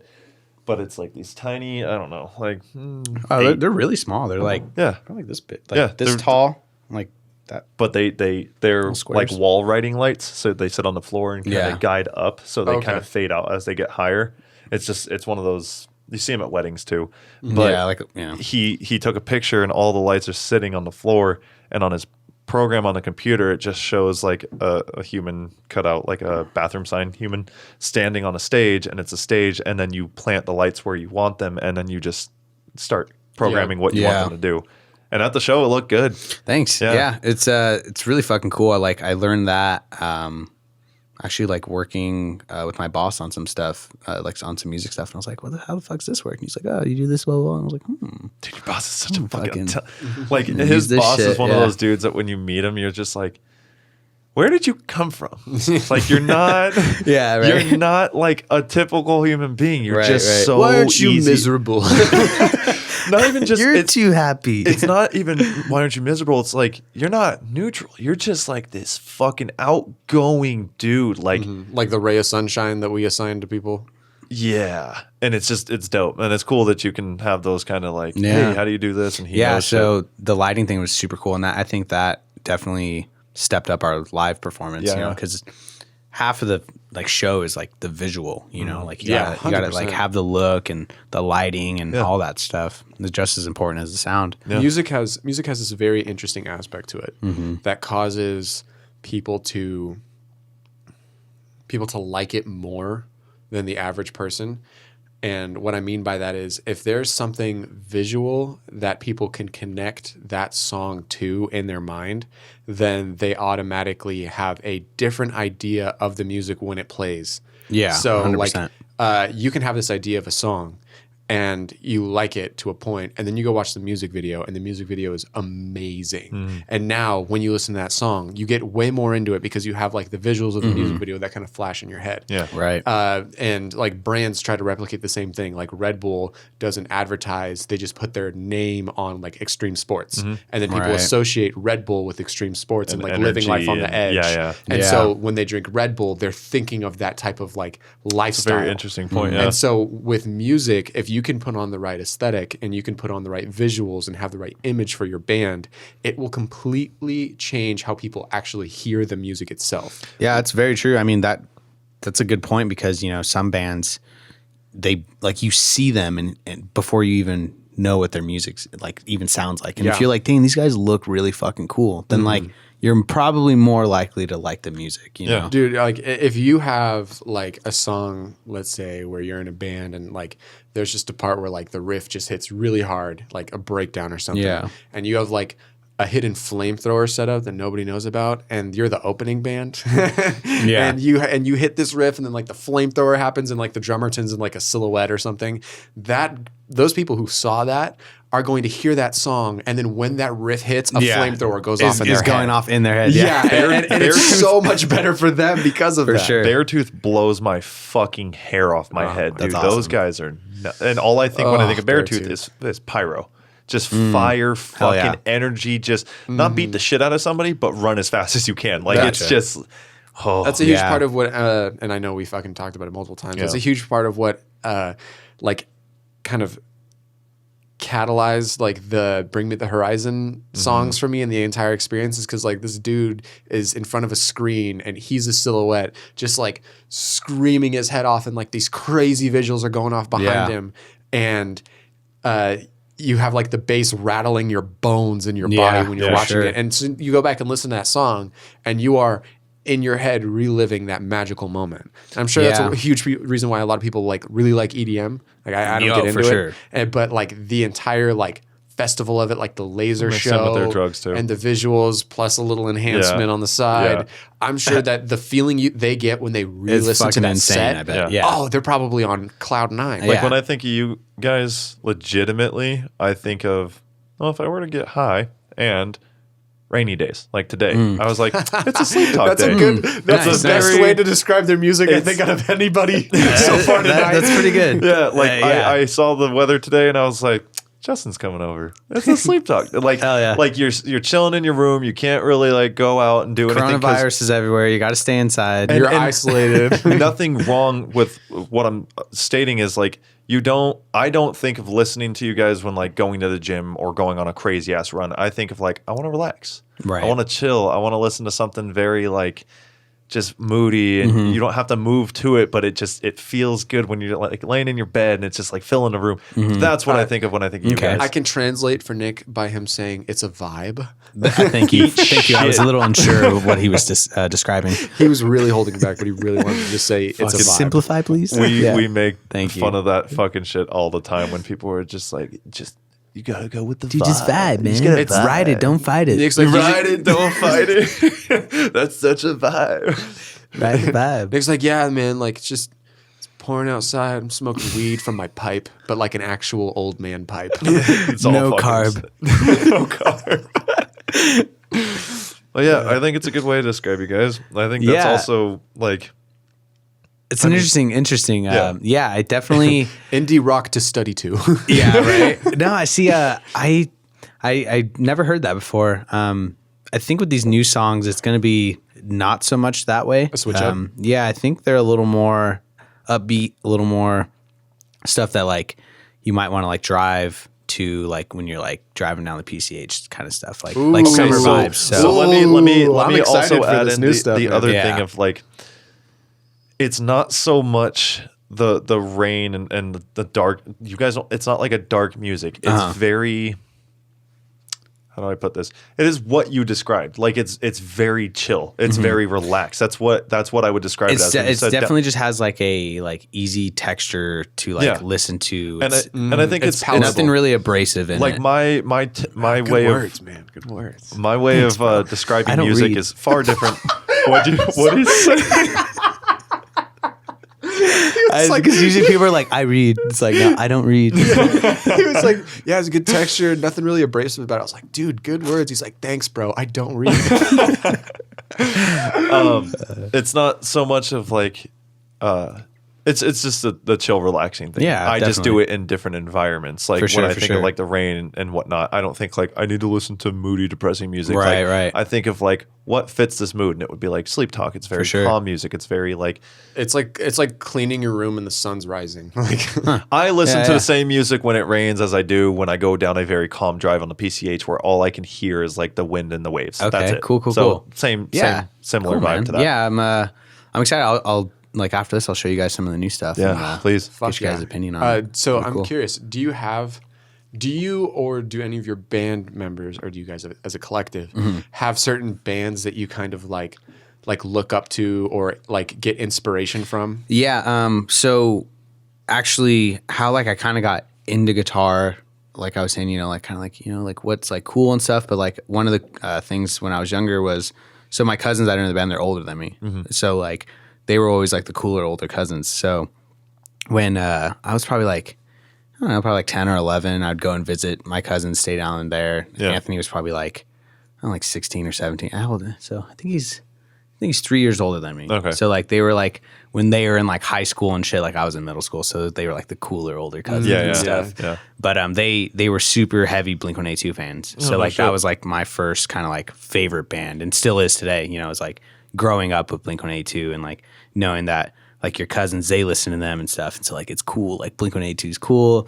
So like that is a huge influence for us. Like not really musically, because like we're not really pop punk or anything like that, or like punk rock or anything. But if you really listen to like the vocal melodies and like some of like the guitar parts, like you can hear some Blink-182 inspiration from it. It's not even heavy hitting. It's just more full and more.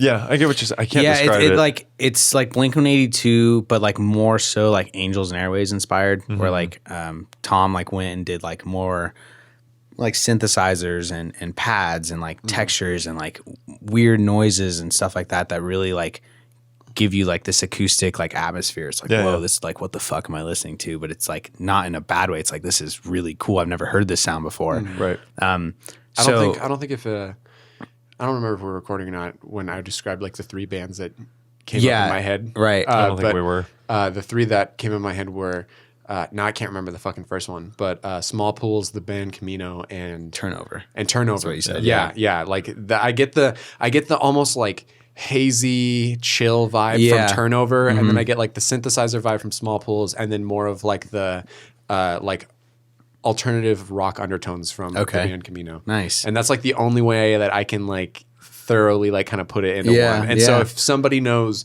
2 out of 3 of those bands, and you're like, you kind of have a good idea. For sure. Yeah. And like, just going back to like what bands like give us a lot of inspiration. So like that is like one of those deeply rooted, like we're not even like trying to be inspired by it, but it just is because we grew up with it. The influence itself. Yeah, it's literally just like in our you gotta love like that. musical DNA for sure. So there's that, and like obviously Angels and Airways, like for me personally, like that is like a really big influence for like just the production of the songs and like filling stuff out and like just trying new textures and all that. They have like a dreamy. Yeah, type and I sound think that's to where them. like we get like And that. you guys have a sort dreamy of type sound too. Yeah, and you know Tom DeLonge is just fucking great what he does. And then like another band that we're super like influenced by is 1975. Like they're just Fuck like yeah, a dude. really great band. Like Yeah. visually, I know like Matt's the lead singer, right? Matty Healy. Yeah, he's they kill insane. it, dude. Yeah, and like just so like good. their visuals and you know just how they stay like relevant with what's happening right now, and Yeah. and they're constantly keeping a fresh sound. Like that's really cool, and it's also refreshing to. I don't know if you heard their song "People" or "Wake Up" or I think it's called "People."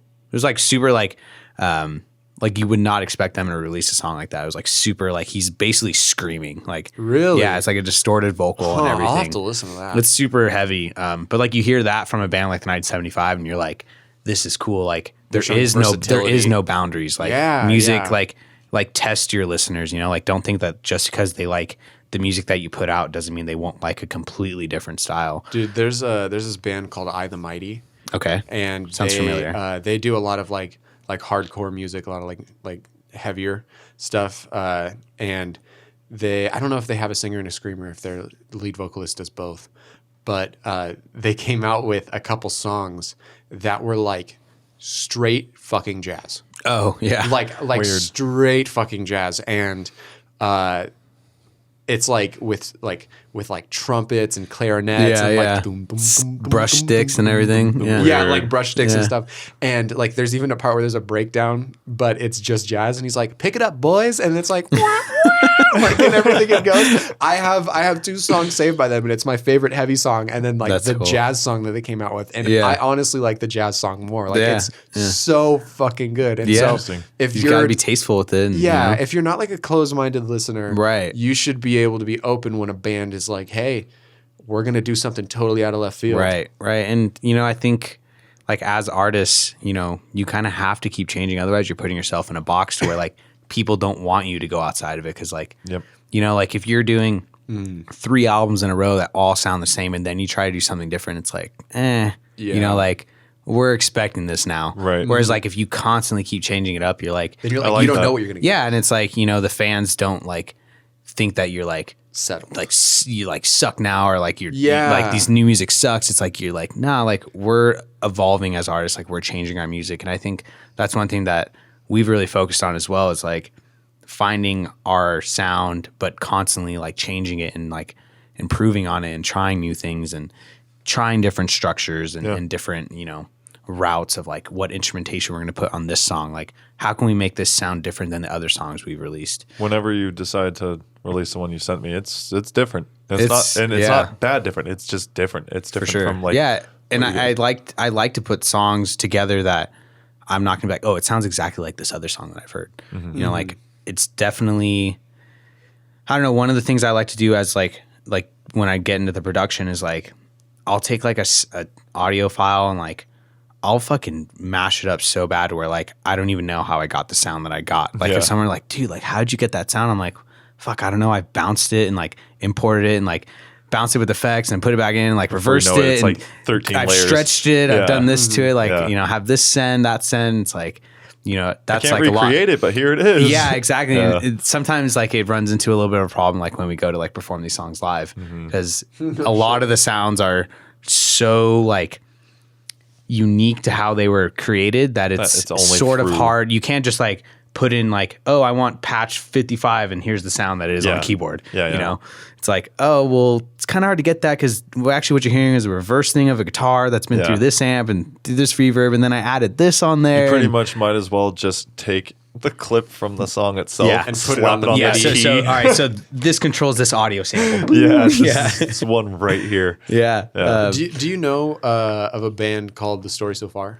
Yeah. They never change their sound. For sure. And so if they were to come out and just be like, hey, we have this like electro hip hop Yeah, disco shit, right. then their entire fan base would probably cause a riot. For sure, Because yeah. nobody would be happy with that. So like you guys avoid that because you can hop around Yeah, and try and change it exactly. within relative releases. Yeah, like one track off of the Desert Days EP, the track Desert Days, like that one is just so left field, man. Like it's got guitars in there, but like the whole like first minute and a half is just like this insane automation, like modulated synth, like different shit going on. Like it's totally like I've took voice memos from like me driving home, like of like just cars driving by, like my keys hitting the thing, like hitting the e-brake, like going inside, like just layering all these different sounds in there that when you listen to it, you can't really be like, oh, like I can recreate this because it's literally, it's like there's no pinpoint. Like, yeah, to it. It's just like a huge, I don't know, it's just like really filled out. There is no like gaps where it's like, oh, this is the main thing in the song. Like there's like 12 fucking different things. Remember what I was explaining to you and Danny? It's that, like how you just layer and layer. Yeah. I was explaining this guy fucking basically took a bunch of noises from around his city and around his like apartment, and recreated like a Halo sniper noise. Oh, and it was just like that's weird, so wild. I know exactly what sniper you're talking about. Yeah, the fucking the little smoke trail. But he recreates this whole thing, and it's just.